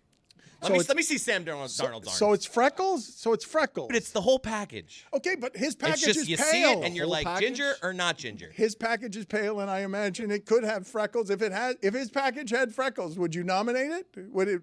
If I told you, You think my package has freckles? yes, I believe that the freckles are all over. I believe that's part of what we're doing here. Yes, I believe. Now you're, there's a yes, ginger. I believe. Look at that I thing. don't see the difference. It's a little. What? You don't see the difference? Put the side by side. Put them next to each other, and you tell me who's paler. You tell me who's Even skin. pale, that's just a different conversation. No, it's Pale. not. That's part of the origin. It's put them next to each other. What am I talking to? Okay. I think we're getting bogged He down. just doesn't get it. You're the expert. I have a list of people that you can make a ruling on. All right. All right. Mark McGuire. Purebred. Nicole Kidman. She's English.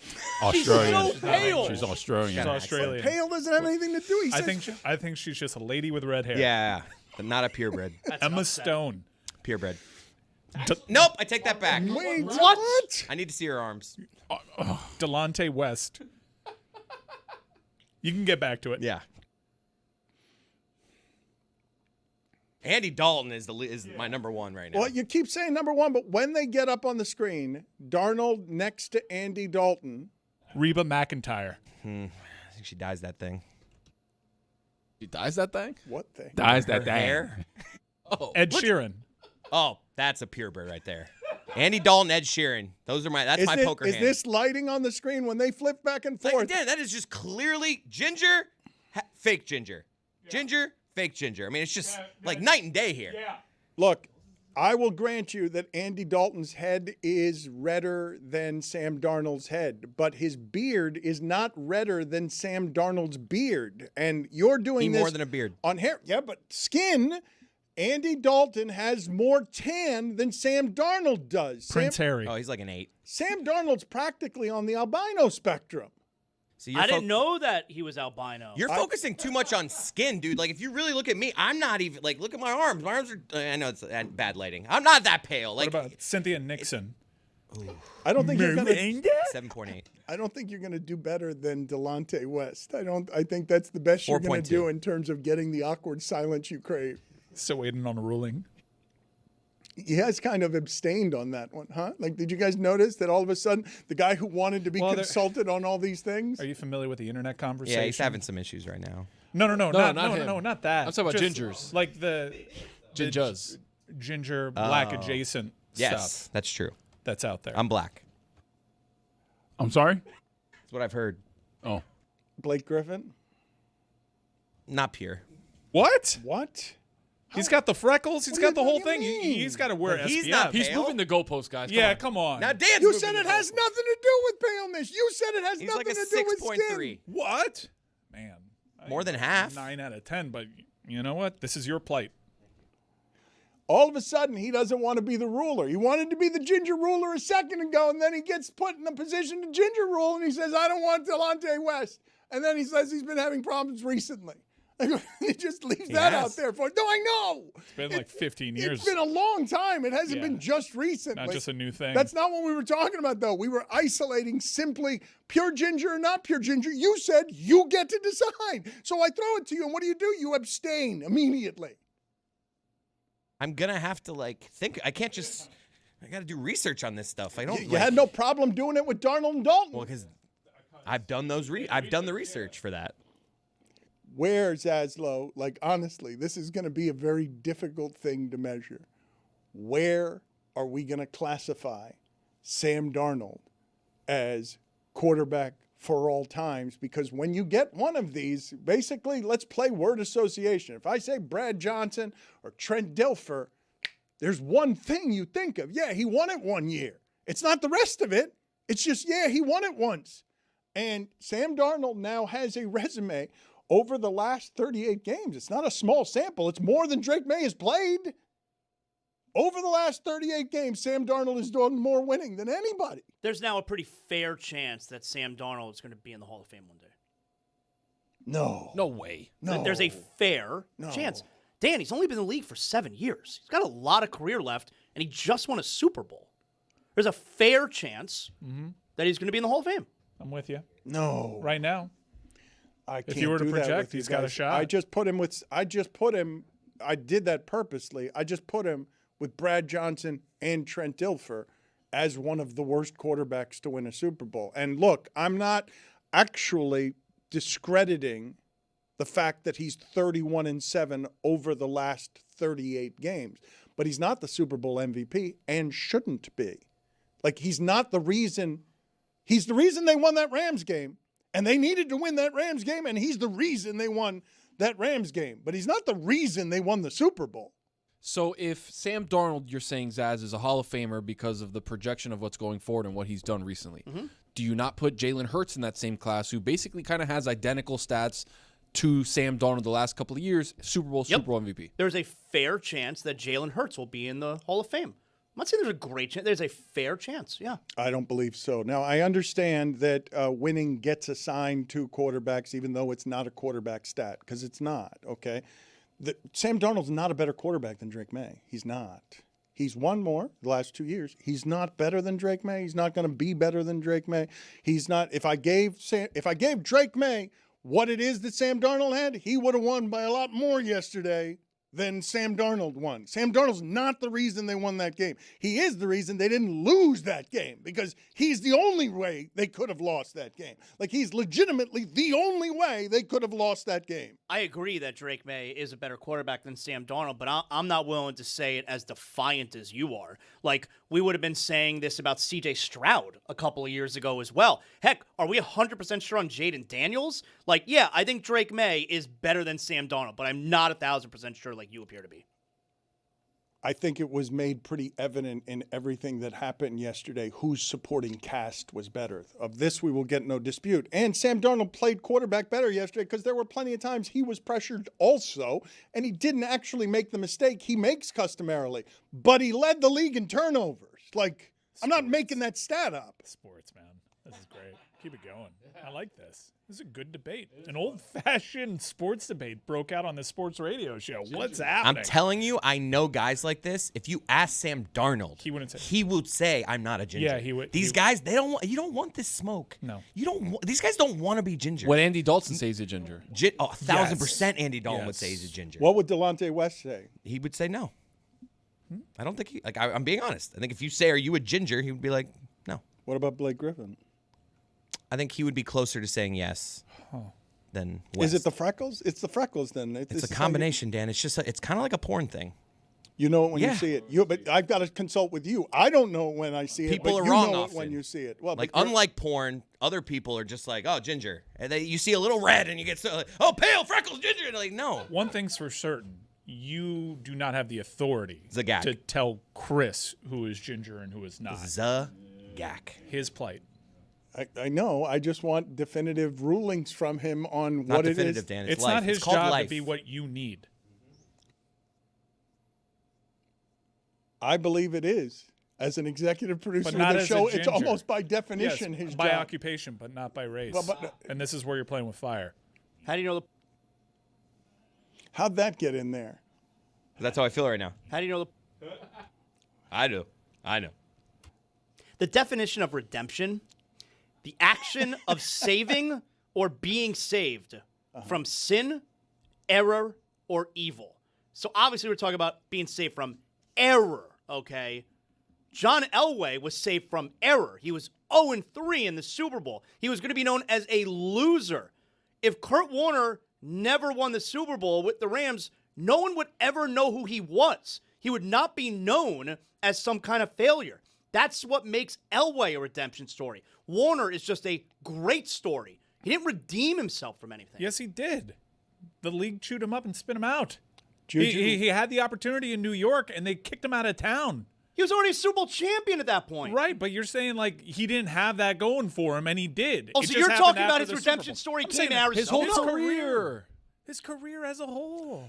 Juju, put it on the poll, please. Is stocking grocery shelves filled with sin, error, and evil? Because I believe, like the Phoenix Rising, Kurt Warner came from the very bottom rungs of places that Sam Darnold has never and will never have to live because he was a top 5 pick. And he did play for 5 teams, and I do believe that a whole lot of people are going to have trouble with whatever it is this looks like next, because we're about to go to the – you do realize, guys, right? Sam Darnold is going to take over Joe Flacco's place on Is Sam Darnold Elite when we debate these things on television. Like, that there is finally – somebody who comes for the crown of let's argue about whether this person is actually elite or not, even though we know they're not, but they've won a championship, and so they've done things that are demanded that we turn it into a question. You do realize this is the closest thing that we've had since Joe Flacco, because it's like, he's not one of the best. He's clearly not one of the best quarterbacks. Maybe I'd put him at the bottom half of the top 10. However, he's won, and I must give him credit, so I will merely ask the question if he's elite, thus proving he is not. Because you don't have to ask it about the elite. Michael Fassbender. Nah, he's a Sam Darnold. Carrot Top. Natural. Carrot Tops. Yeah. The good stuff. Well, but what do you mean natural? Like, what is natural? It's just every part of it. Every part of it. The skin, the freckles, the hair. But nobody here's faking it. Like, natural. There's no one here. There's not purebred. My bad. Pure versus imposter, because you're identifying Sam Darnold as an imposter ginger. Put that on the poll as well, Juju. Sam Darnold's got like probably a grandma with red hair. Yeah. Like this is not a mom or dad situation. What you're saying is your culture is not his costume. Zagak. I think that might be what it have to do with it. Like Sam Darnold seems like a grandpa had red hair, and it got down to him through Dick some Hammer. people. Did he have red hair? Whereas like me, it's like my mom, Ginger, she gave it right to me. Pure. Put it on the poll, please, at Le Batard Show. Is Sam Darnold an imposter ginger? And also, where's Dick Hammer? Last Let me week, see what he looked like in his 20s. Last week in Super Bowl week coverage, the only contribution that you had creatively was to deny that you had any responsibility for that sound of Dick Hammer haunting our show. Scalabrini. Dick Hammer was trying to. That's a peer. Dick Hammer was trying to tell us something all week, that the Seahawks were onto something. But look at Dick Hammer right here. You have the original. This is. It must have been his wife, like his grandma. Grandma Hammer.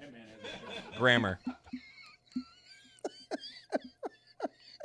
I'm telling you, it's not a parent. Show me Sam Darnold's parents. I guarantee you there's not a ginger there. It's not a grandparent either from the photo That's we just just grandpa. saw. We got Dick 3 other Hammer. options. But so you're saying that he refers to his grandma as grammar because it's Grandma Hammer, and you combine the two, and so you're saying that David Caruso.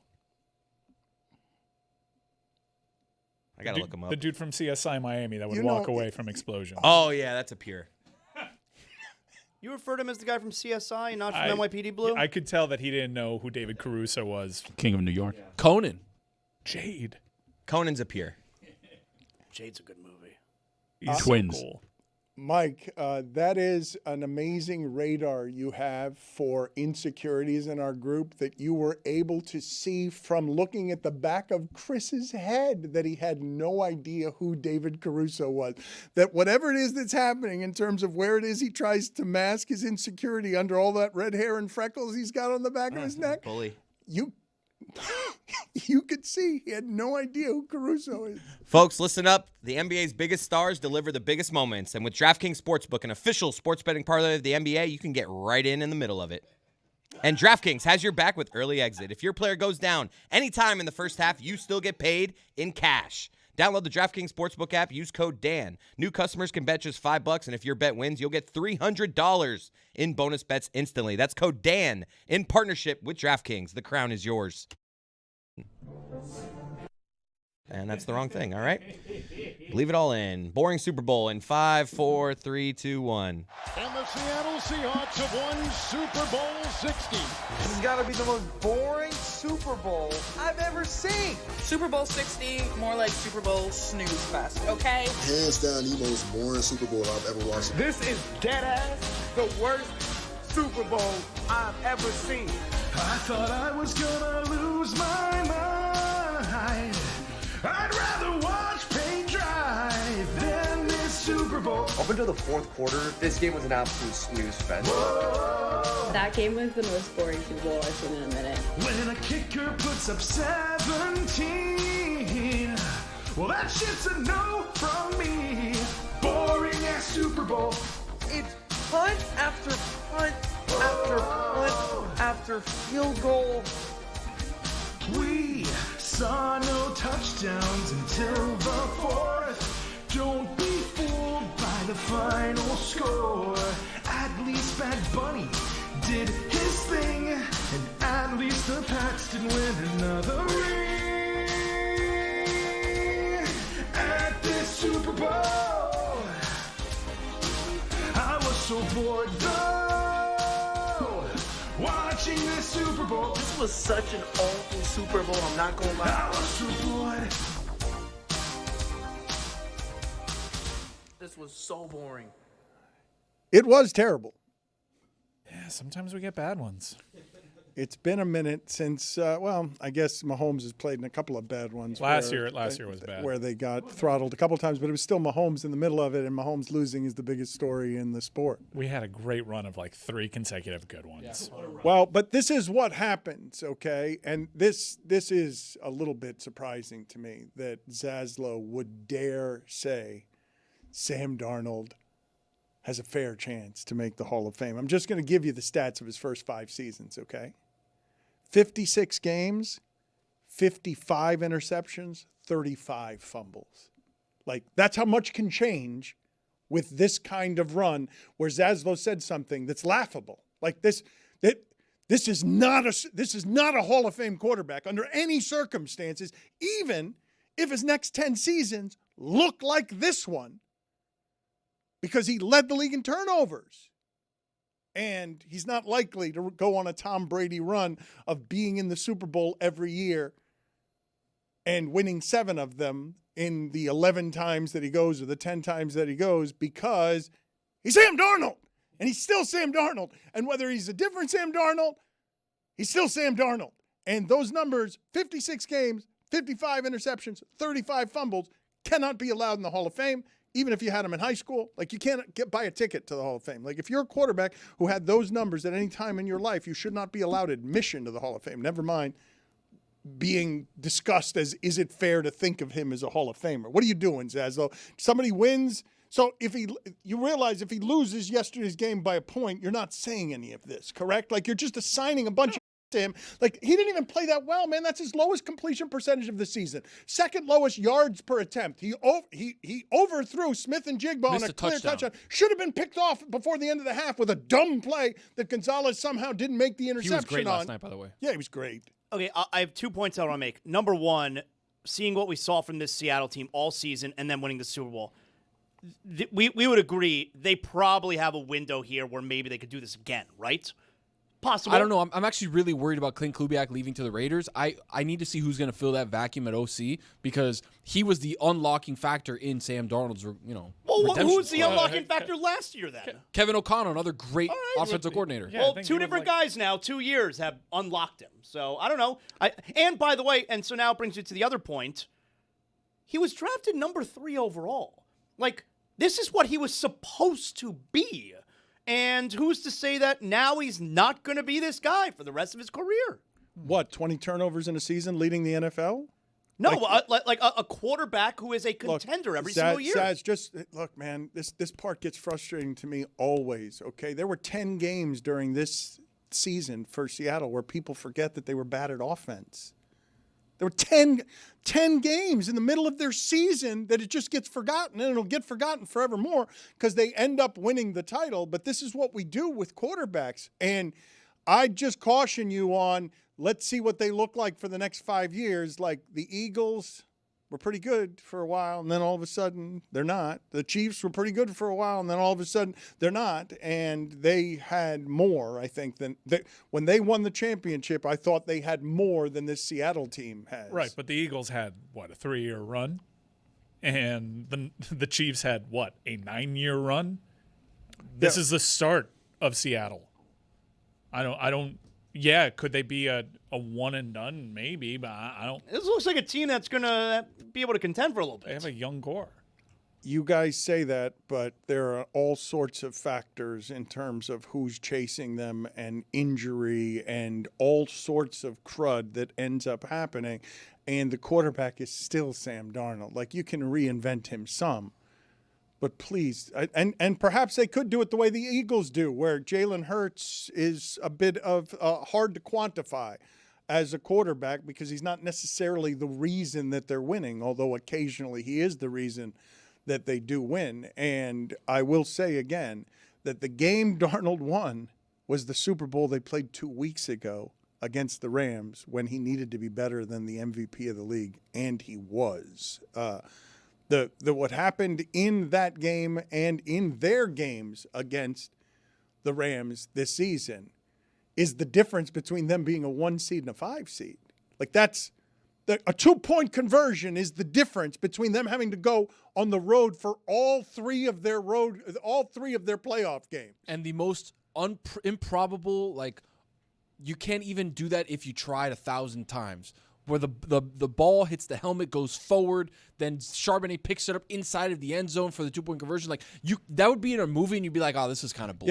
Seattle, if they played that game 1,000 times, Seattle loses it 1,000 times. If they play it again 1,000 more times, they lose it 1,000 times. And it's the difference between the Rams having to win 3 games on the road and Seattle getting to get a bye and then play the broken 49ers in the first round and then go throughout the postseason without Sam Darnold making a turnover when he's more likely to make a turnover than any quarterback in the league. And we didn't really talk about the 49ers. If they were healthy, they might have been the better team of both of those teams. Well, that's the other thing, right? Like that's the other thing about I would just caution you to think that any of these things are recreatable, right? Like I know Cody was saying last week, and then the Patriots might be a dynasty. That seems more likely to me, given that they're now going to draft a whole bunch of people on offense to make sure that their quarterback doesn't get sacked that way.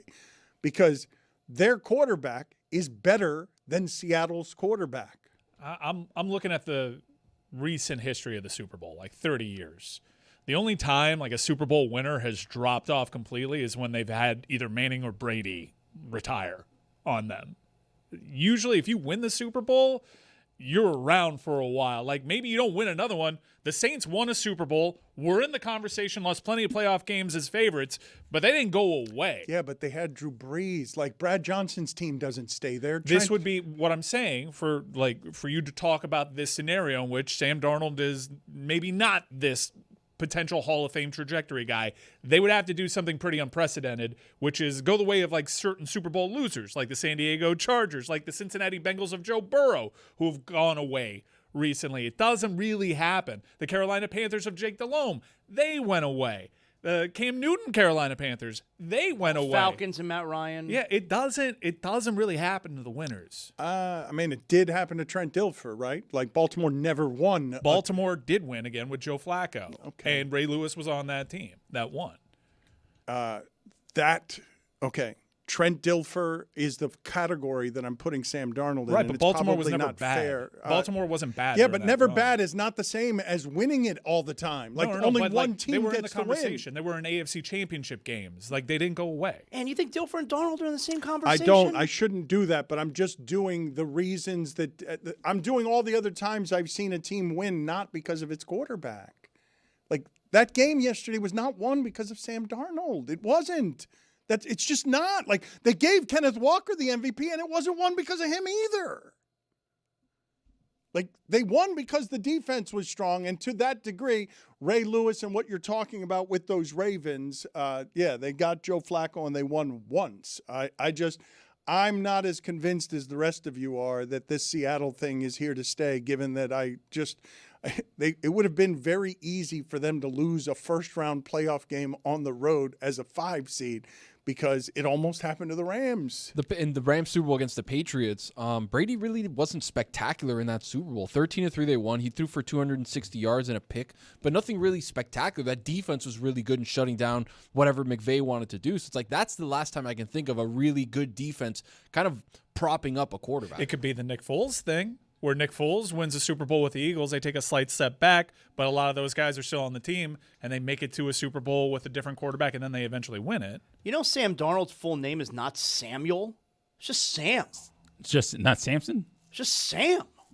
Amin is ready for us, but before we get to Amin and his weekend observations, why is it that our friend Stan Van Gundy is somebody that has been at the centerpiece of your conversations lately? If you haven't watched Stan, he's doing great work on Amazon. He's also very skinny now. Stan Van Gundy has lost a ton of weight and is doing exceptional work for Amazon. Why were you talking about him earlier? Oh, my God. I was talking about him because he's doing a broadcast, and they're at the free throw line. This is Ron Holland from the Pistons, and it's just a normal broadcast, and it's Stan Van Gundy doing the kind of analysis that I need done with my basketball. McDonald's All-America in 2023, won 2 state titles in high school. Well, I went to McDonald's yesterday. I mean, just that is the kind of analysis that I need.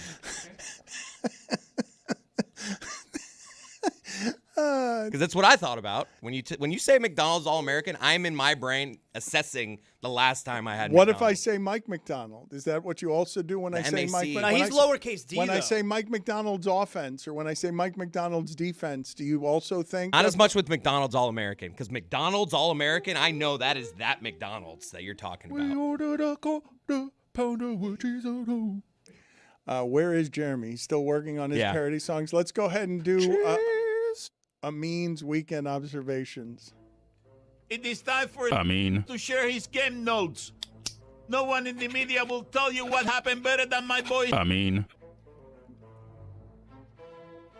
Miller Lite. Legendary moments start with a light. Dan there are 3 types of people in this world. Super Bowl halftime people, Super Bowl commercial people. Me, I'm a Super Bowl halftime kind of guy. Could I get that Miller Lite read one more Read it time? one. It was so good. Just was read it so one more good. time. Weekend Observations is brought to you by Miller Lite. Legendary moments start with a light. Weekend Observations is brought to you by Miller Lite. Legendary moments start with a light. Dan, there are 3 types of people in this world. Super Bowl halftime people and Super Bowl commercial people. Me, I'm a Super Bowl halftime kind of guy. You did mention that. Who's the third kind? Thank you, Chris. People in the Epstein files. Stugotz was right. Super Bowl Saturday. Because today was Toilet Bowl Monday. It hurts, right? Holy man. Everybody. I have been dumping nonstop this morning. I cannot Okay. get enough matter out of me. Okay. Hey. Hard on a work day. Well, next year we I get can't. President's Day, right? Is it? We're going to have to work, Yeah, though. I think we're going to have to work, but I think next year is the start of it actually being a holiday. Ooh, how about that? All right. I can't believe the bad guy from The Incredibles won the Super Bowl. There he is. It's a good shot by you. Syndrome. Bad Bunny had more rushing yards yesterday than the Patriots. Will Campbell got pushed around so bad that at one point in the third quarter, he ended up in my kitchen. I asked him to pass me a Miller Lite. Lindsey Vaughn. Look at me, Louise. Really? Hold on a second. Let me do that for you here. Yeah. Look at me, Louise. Come on.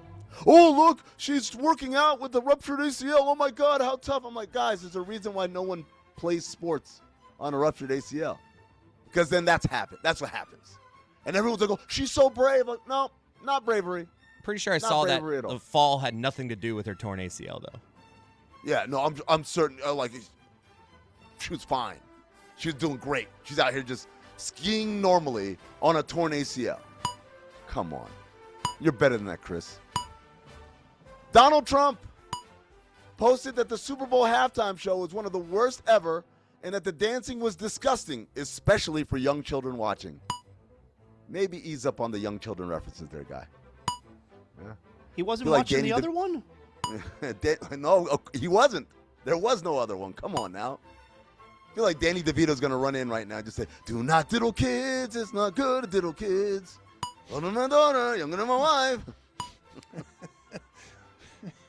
By the way, Donald Trump also said in the same post that the NFL should replace the new kickoff rule. He goes on, he's like, this is disgusting. He's and been it's a all slap over in the that He's for a been banging while. the drum on that one for a while. Yeah. He's Not wrong either. But I just like it. Like, oh, it's disgusting. It's a slap in the face. It doesn't represent America. By the way, we're setting records with 401ks and stuff. Also, this new kickoff rule. No bueno. It drives him crazy. He's consistent. It has driven him crazy for years. It's a short drive. That's a good one. Mina Kimes not getting a tattoo to commemorate the Seahawks title. Fraud. At this point, I'm a bigger Seahawks celebrity fan than Mina Kimes is. Although my boy Gino wasn't there. Man, can you imagine they had kept Gino and he was the one hoisting that Super Bowl trophy? Yeah. Drake May not be ready for the spotlight. Drake may not be ready for the spotlight. Yeah, everyone got it, man. May with an E at the end. Yeah. Will Campbell successfully block anyone? 29 total pressures in 4 playoff games for Will Campbell, so he will not. Your joke did get by, Chris. Just it squeaked through near post. Blue Ivy received the compliment of her life from Dan. Dude, for anyone to be told, you look exactly like Beyonce, even Beyonce's own child must be like, thank you. Say something about Drewski. Oh, it's on the way, en route. Top 5 things to call my dump this morning. Oh, come on. OLI, thunder and lightning. Number 5, Fire and Brimstone. Number 4, Shock and Awe. Number 3, Krakatoa. Number 2, The Rumble in the Jungle. If my intestines were a jungle, there was a rumble inside them. And number 1, childbirth. That's right, ladies. I now know your pain. Really? You're going to do that? You're going to do that? I do. Hey, you don't know what I went through this morning, sir. I know it wasn't childbirth. It's a miracle I'm here. Let's just like the miracle of birth, it's a miracle Put that I'm it here on the right poll at Le Batard Show. Does the toilet get more thunder and lightning on Super Bowl Monday than any other day of the year? Drewski making a joke about JSN's name at the NFL honors is textbook low-hanging fruit, which is kind of shocking because I didn't think fruit was in his repertoire. See? Leave the low-hanging fruit to me. I do this well. You got to take a higher road than that at NFL honors, Drewski. The Indiana Pacers, dark horse 2027 NBA champs. Ooh, I like that. J. Cole, The Fall Off, banger after banger. Cinephobe episode 299, Playdate, starring Kevin James, Alan Ritson, Alan Tudyk, and Isla Fisher. Did you guys see Kevin James at the Super Bowl, showing up in character as Solo Mio? Did anyone see that? No? I did. I assumed he was shooting something. No. Promo. Wow. They're doing promo. The movie comes out, I think, next Friday. Nice Valentine's Day fair. There's no way in hell Bill Belichick even saw what shirt Jordan was wearing. Speaking of hell, Art Briles. Those are the weekend observations. All right, I want to get to a number of these things with Amin. To you guys' point about the Seahawks, though, they have the 6th most cap space next year, and I believe they have the best odds to win it all because Mahomes is 15-1, which is the worst odds that he has had since he was named a starter in 2018. And also, the Seahawks postseason and regular season have the best point differential since 2002, winning by 246 points in the totality of their games.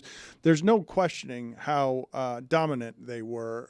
But I will say again that before that last little nonsense in the fourth quarter, that was going to be the best defensive performance we've ever seen in a Super Bowl. Like just in terms of how many ways they neutralized everything the second best offense in the sport has been doing. What are you counting on your fingers, Amin? Mahomes is on the books with odds to win a Super Bowl? He's 15-1. How? He's not going to play. What are you talking about? Is it being on a Super Bowl winning team? I mean, he's expected to come back, and people are going to expect him to be okay at some point during next season. Even a really aggressive return from an ACL. Well, I don't know. Lindsey Vaughn was working out, so maybe he can. I don't know. I mean, if he's back in 9 months, he's back for preseason.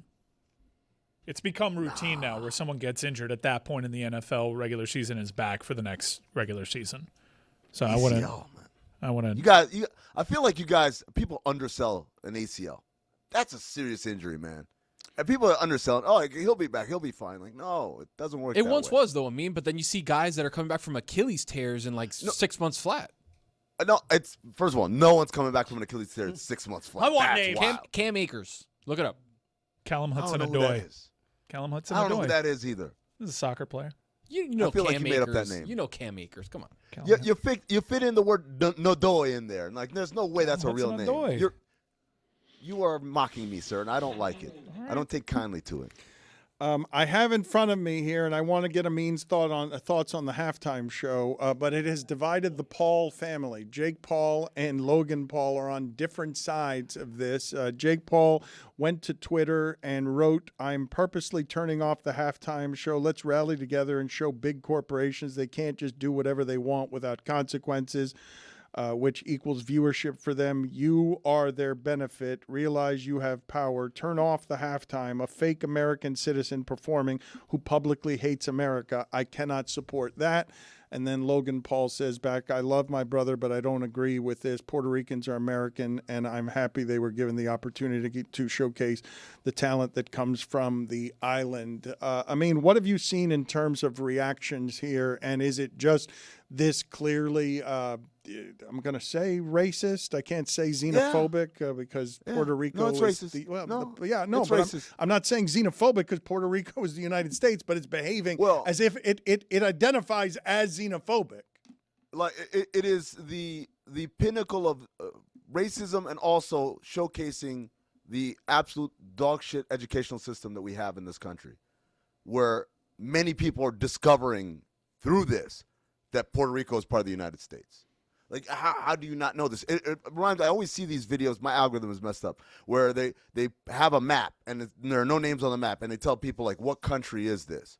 And people will say, Africa, London, and I'm like, forget about not knowing what country it is. Do you not know the difference between a city and a country and a continent? And apparently there are millions of Americans who do not. And this is the era we live in, where it's not enough to be racist. It's also, you got to be dumb on top of it. You have to be uneducated and really sheltered. I can't even call it sheltered. What are you being sheltered But from? isn't racism, isn't it just ignorance? Like, aren't they synonyms? No, because there's ignorance of, like, the other, right? Of, I don't speak this language, so I must fear them. There's ignorance because I haven't experienced this culture. That's okay. Everyone is entitled to be ignorant until they are shown illumination, because they're just things that we don't know about, right? And have never encountered. But, like, to know, hey, there are 50 states, and also these are, like, territories that the United States kind of controls, like Guam and Puerto Rico and the U.S. Virgin Islands. Like, to not know that, or for instance, to not know that there is no official language in the United States. And this is stuff that comes from way, way back. Why? Because they came from places where people were persecuted for not knowing the, quote, official language of the land. So these are things, to me, you can be the most ignorant person. Ignorant, I've never met a black person. I've never met a Puerto Rican. You can be ignorant, but there are things that you should have known anyway. You can say, oh, I'm afraid of Puerto Ricans, but you can't say they're not American, because that's just patently false. I know the Pauls are involved in WWE and Could be wrestling something and all going that on stuff. here. Is there like a bit of like a Oh, heel WrestleMania's setup? in 2 months. Is there a situation where we could see the Paul brothers versus Benito in a massive, like, what would be a bigger draw than those two sides? Logan Paul is the all-time greatest celebrity turned pro wrestler, and Bob Bunny is really good as well. So this is maybe Logan Paul wanting a future match with Bad Bunny and just being like, ooh, that was not me. I don't agree with my brother. There were credible reports over the weekend that Bad Bunny was going to be returning to WWE sooner rather than later, was it the quote. Guys, you're not picking up the breadcrumbs here. Come on now. It's not Logan Paul versus Bad Bunny. It's Logan Paul with Bad Bunny versus Jake Paul and whoever the most racist guy in the WWE. There's a lot to pick from. That's the 2-on-2 that you want right there, fighting for the side of good versus dumbasses. I guess the distinction we're making between ignorance and racism not being synonyms is that not all ignorance is racist, but all racism is ignorance, is it not? I suppose, Dan, but I guess my thing is I can see a world where someone is virulently racist, but also somehow, like, knows it's worldly, like knows, oh, no, I know that Puerto Rico is part of the United States. I just don't like Puerto Ricans. Like, that guy exists somewhere. I'm interested by the whole thing, and I'm a WWE fan, so I thought initially, like, it was a WWE thing, but then I remembered Jake Paul was sitting next to JD Vance, like, all day at the Olympics, and his perspective is a little skewed as one of these center points in the manosphere universe, as someone that is now just realizing the script is being flipped. They're not the popular guys anymore, and they're getting ratioed now, and I don't think that he knew where pop culture was at this time. Mike, doesn't he train out of Puerto Rico? He lives in Puerto Rico. Yeah, he lives there. He lives there. Yeah, he gets announced from Puerto Rico. That's not a... How, guys? Like, how does that happen? For tax reasons? Like, what do you mean, how does it happen? Like, I'm not saying... their whole like connective tissue to the world as we know it is skewed because they like the power that they've gotten. They've been invited to inaugurations. They see that every move that they've made over the last 10 years has been rewarded with power and access to some of the most powerful people in the world. Yeah, I guess so. Maybe. He did try and clarify, Jake Paul, early this morning what he meant by fake citizen. Yeah, I think he was reading the What'd he room say? that he was in. That's my gimmick. With J.D. Vance, thinking that was what America was, and that's what the sentiment was, and it's clearly not. Yeah, he tweeted here, he's not a fake citizen, obviously, because he's Puerto Rican. I love Puerto Rico and all Americans who support the country. More so, Bunny is fake because of his values and criticism of our great country. All right, go live in Puerto Rico, taking out what has always been a national hero, but the guy literally put the country's flag on his shoulder and had that as one of the iconic moments in a Super Bowl halftime show that was entirely Spanish and a love letter to his own country. I think Jake Paul is going to have to go back to Puerto Rico and see some of these faces. In the 6 months of the year that he does live there, because that's how the tax brackets work. Yeah. If you live there for 6 months, you don't have to claim taxes. But if you live there for more than 6 months, I mean, I want you, though, to tell me, because I've been, and blissfully, I might add, sort of disconnected from social media, so I can imagine what the reaction is to Bad Bunny doing what I am calling the single most Hispanic thing I've ever seen televised on American mainstream television yesterday. It was obviously, artfully, and proudly a showing of his cultural heritage in a way that had to be moving to people who have not only overcome a hurricane-ravaged electricity blackout, but also had to endure during the election cycle. Tony Hinchcliffe getting up at the Republican National Convention and saying that Puerto Rico is just a trash island. To see that moment happen for Puerto Rico was, to me, a moving thing, and a simple, non-polarizing celebration of heritage. Now, it can only be polarizing because all that was a party. All that was is look at how Hispanic we are, and the only objection to it can be, I don't like how Hispanic they are. Yeah, first of all, top #1 of all time set design for a Super Bowl halftime show. It was incredible, right? Like him going through the tall grass and the little bodega and all that stuff. It was incredible. I felt transported. It didn't feel like we were at the Super Bowl. It felt like we were in a music video being shot. And Dan, I think this goes back to what we keep talking about, which is the only way you can say this is un-American is if you basically say this country is about white people and white men in particular. And anything that is a divergence from that becomes un-American, which, again, flies in the face of why this country was created to begin with. Like the ideals of a melting pot, the ideals of like, hey, we're not going to be like these other places that have an official language and an official religion, right? We're going to be a place that is welcoming and open and tolerant for people to practice whatever they practice and speak whatever they speak. And to reject that is, to me, the most anti-American thing you can do. I mean, let me get your thoughts on something I brought up earlier in the show in regards to the NBA. So I'm being serious when I brought this up about the Utah Jazz. You saw what happened on Saturday night where the Jazz were playing a normal game at the Orlando Magic. Yeah. Lauri Markkanen, Jaren Jackson Jr., they're both having great games. And the Jazz are ahead going into the fourth quarter.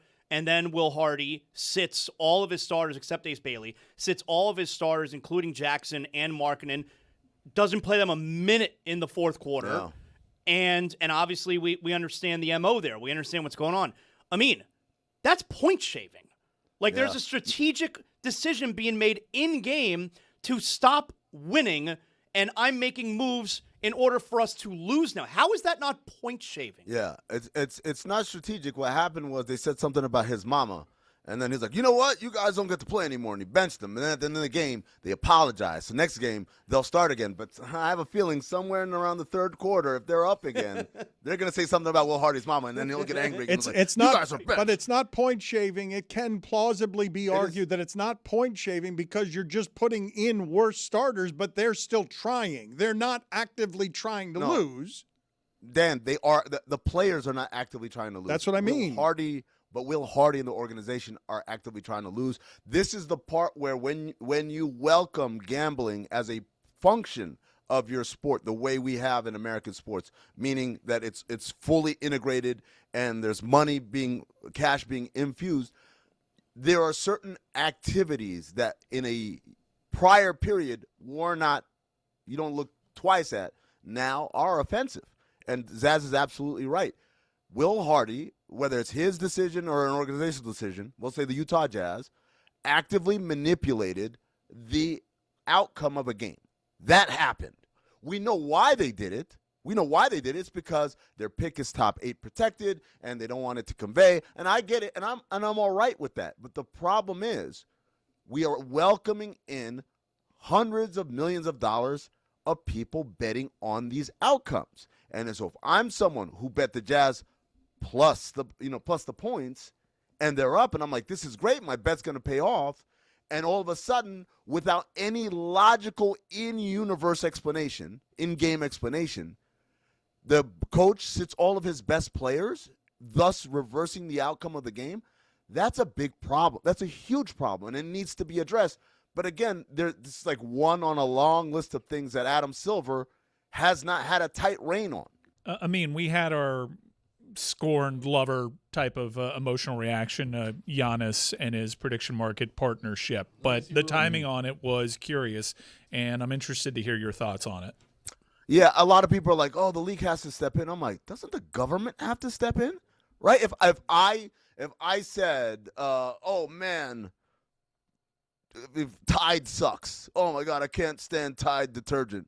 And then all of a sudden it comes out that, I'm the CEO of Tide, but I've sold all my stock, right? Like it doesn't, that's crazy. This is insider trading pretty much. He manipulated a futures market of some sort. Now the problem is Kalshi and what's the other one called Polymarket, they're not regulated at all. DraftKings and FanDuel and Fanatics, they all have to be basically within the rules and regulations of American law. These places don't, and they get to do whatever. And they can advertise for it freely over American Airways. If I'm DraftKings or any of these other gambling houses, I'm super pissed because these guys get to play without following any of the rules that the rest of us have to follow, one. And two, what they're doing there is a very great example of unregulated behavior where you can have someone be at the center, dare I say, manipulate the news in order to be able to profit from it. That's just crazy. Amin, good talking to you. Thank you for stopping by. We appreciate it. Jeremy, what are your thoughts here on the song that you have produced? How do you feel about it? Obviously, we rushed you. We made you do it very, very quickly. I did my best. Okay, that's not a ringing endorsement It's great. for whatever is next here. Shout out Miller Lite. All right, let's see what we have here. As Jeremy says, it's not so hard to do a cover commercial.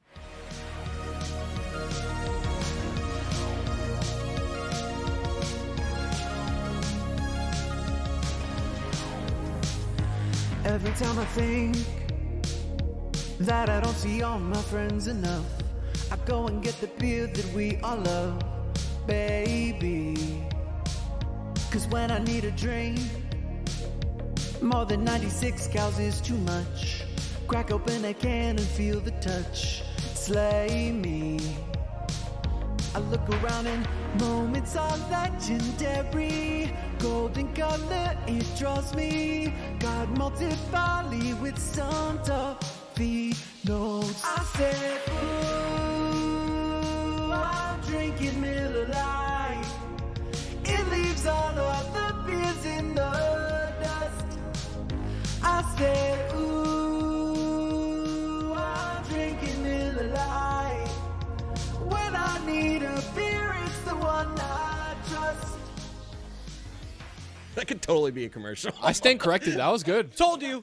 I need it to be faster and better, please. Thank you. Zaz, I heard you talking about Valentine's Day recently.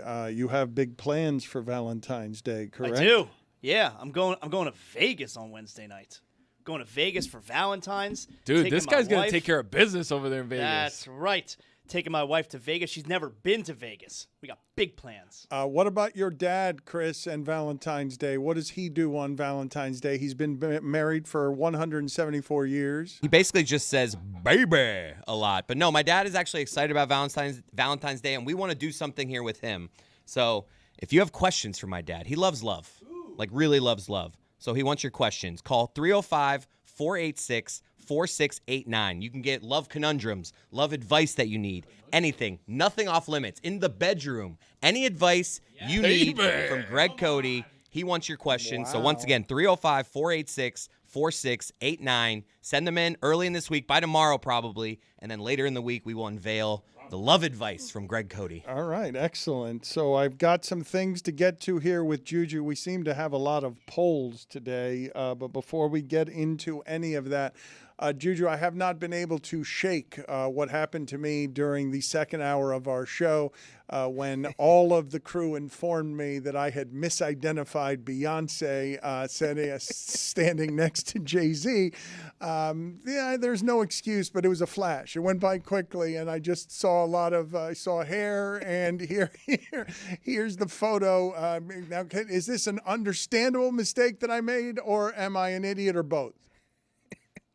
Look, man, a hit dog will holler, ladies and gentlemen. Yeah. I wrote 2 words down, damn mistake. And look, my boy, he already know what it was, man. Yeah. There is no explanation that could save you from this one, man. Yeah. It's Black History Month. Happy Black History Month, everybody. Happy Black This History is a Month. penalty of the highest regard. Okay. Also, is it fine? Chris, I have a submission for you for your redhead list. We got Malcolm X. We got him. Think about that one. Yeah, he's got to think about that one. That's his move here. When he's already started thinking about lunch and has checked out on the show and is still reeling from the Delonte West thing. I'm like Shaq when he ate Also, that I'm not spicy trying to be. Think about it for a I'm not couple trying of to be years. extra cool today by in this lounge chair. When I sat in my chair after coming back from San Francisco, the chair literally snapped in half. That'll happen. So I need to hit the treadmill ASAP. That's why I got this love thing going on. Oh, the Super Bowl day, I do believe that Amin's stomach issues and gastrointestinal stuff is something that the entire country is feeling a little bit of today. What were your thoughts on the Belichick Jordan Hudson T-shirt thing? Yeah, man. I think the world is when somebody shows you who they are, believe them the first time, man. Whenever the first goofy Bill Belichick thing came out, I have stopped being surprised. So I feel like the world should kind of get in line, man. Just because we held him on that high pedestal for so long, I don't think we should hold him no more, man. Like, we should look at this goofy stuff that him and Jordan be up to and just be like, yep, there goes the goof troop. There's Goofy and the little Goofy. What's the little Goofy man? One name? Scrappy Doo? Yeah. Or I might be missing cartoons. Yep. So there go you've Max. got Belichick being fully aware though of everything that's going on here. Fully aware. He got too many people that love him, too many folks in his circle that's going to text him when they get on the shuttle to the game. Like, you know what I mean? Nah, bro. But they goofy, so I'm going to stop giving them my headlines and my attention. Go ahead and play the Zaslow mumbling his words and ask the question of Juju. How do you know the parlor doesn't sell them? You know what? I don't know. You right, Zaz. That's a great question, and right. I'm glad you put it that way. You right. You changed my opinion completely with that question. It might not have been that she made the T-shirt specifically. She may just have had it ordered on Amazon. Mm-hmm. You know, I'm gonna order How do you know one. the parlor doesn't sell them? Also, I want to identify a major capper. This is my last chance to get this off my chest with the Super Bowl happening yesterday. Salute to Ginger Cuz, I see you. But the capper of the week, I'm going to start a new segment. The biggest capper in all of football is the referee who tried his ass down there acting like he saw where the point went out of bounds. Sir, you do not know what you are doing, man. Stop acting like you knew it. It is not obvious at all. You, sir, are a capper, and I'm on to you. Yeah. My favorite was during that snow game where no one could see where the ball was Like going. right here. About. He walked up and he was like, here. This feels right. He could have been off by 30 yards and nobody would have known. Zaz, you know about that capper of the week? I do now. Before we get to the polls, Juju, you tend to show up with some games. Do you have any games for us to play here? I want to more routinely play games with you here to cap off the show before we get to the polls. What do you have for us? Anything?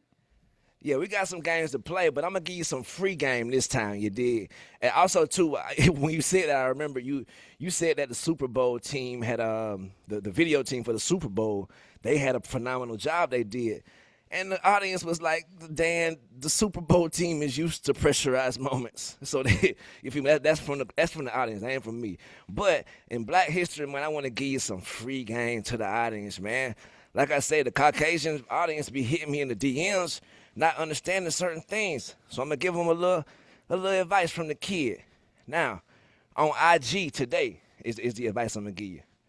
When your partner go from liking every single one of your posts to never liking nothing, oh, my God, what a heartbreak. But that person been talking about you behind your back. You know what I mean? He don't want people to see you liking it no more. People he talking to about, he can't have his name under there, so he gonna stop liking you. He'll share his messages in the DMs, or he'll look at your story, but he can't like your stuff no more. That's why he stopped, or she stopped. Free game. I could see that. Yeah.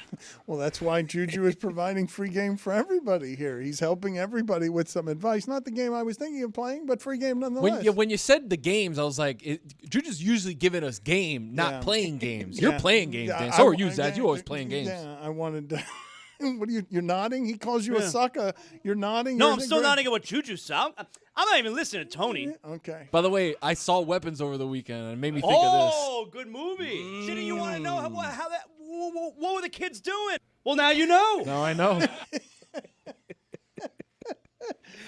What are the polls to update, Juju? We kept you busy today. Is it always funny when people fall off something? 90% of the audience says, yes, it is. Always hits. Always. Right. Somebody in the chat said, not when they fall off metaphorically, though. That's always sad. But when they don't metaphorically fall, they love it. Like falling off the wagon's not funny. You know. Yeah, see, that's a good example. Yeah, good job. Mm-hmm. Was anyone clamoring for another season of Teddy Bear Ted TV show? 77% of the audience says no, they were not. Show is so funny. What was Lady Gaga doing there? 72% of the audience says yes. Oh, no way. Wow. I mean, wow. That was me. I was like, what is she doing there? More famous, Jay-Z or Beyonce? Big one. 88% of the audience says Beyonce. Really? 100%. Yeah, man. Yeah, that Cowboy Carter tour is different. But the Yankee cap. That is true. Yeah. Good point by him. Yankee Good point by him. We didn't think about that, Jew. Right. I rethink everything. Who should have won Super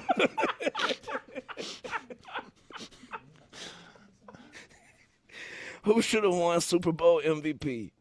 Kenny Walker, the GM, the defense, or the kickers? I only get 4 slots. 35% of the audience says one of the kickers. Kenny Skywalker? Better redemption story. Sam Darnold or Kurt Warner, quote, bag boy. Remember that part. 57% of the audience says Kurt Warner, the bag boy. Is stocking grocery shelves filled with sin, error, and evil? This is why he became the redemption story, because by definition, redemption has to come up in a rebound from sin, error, and evil. 59% of the audience says, yes, it is. And the last poll is the day after the Super Bowl, the most toxic day for your toilet.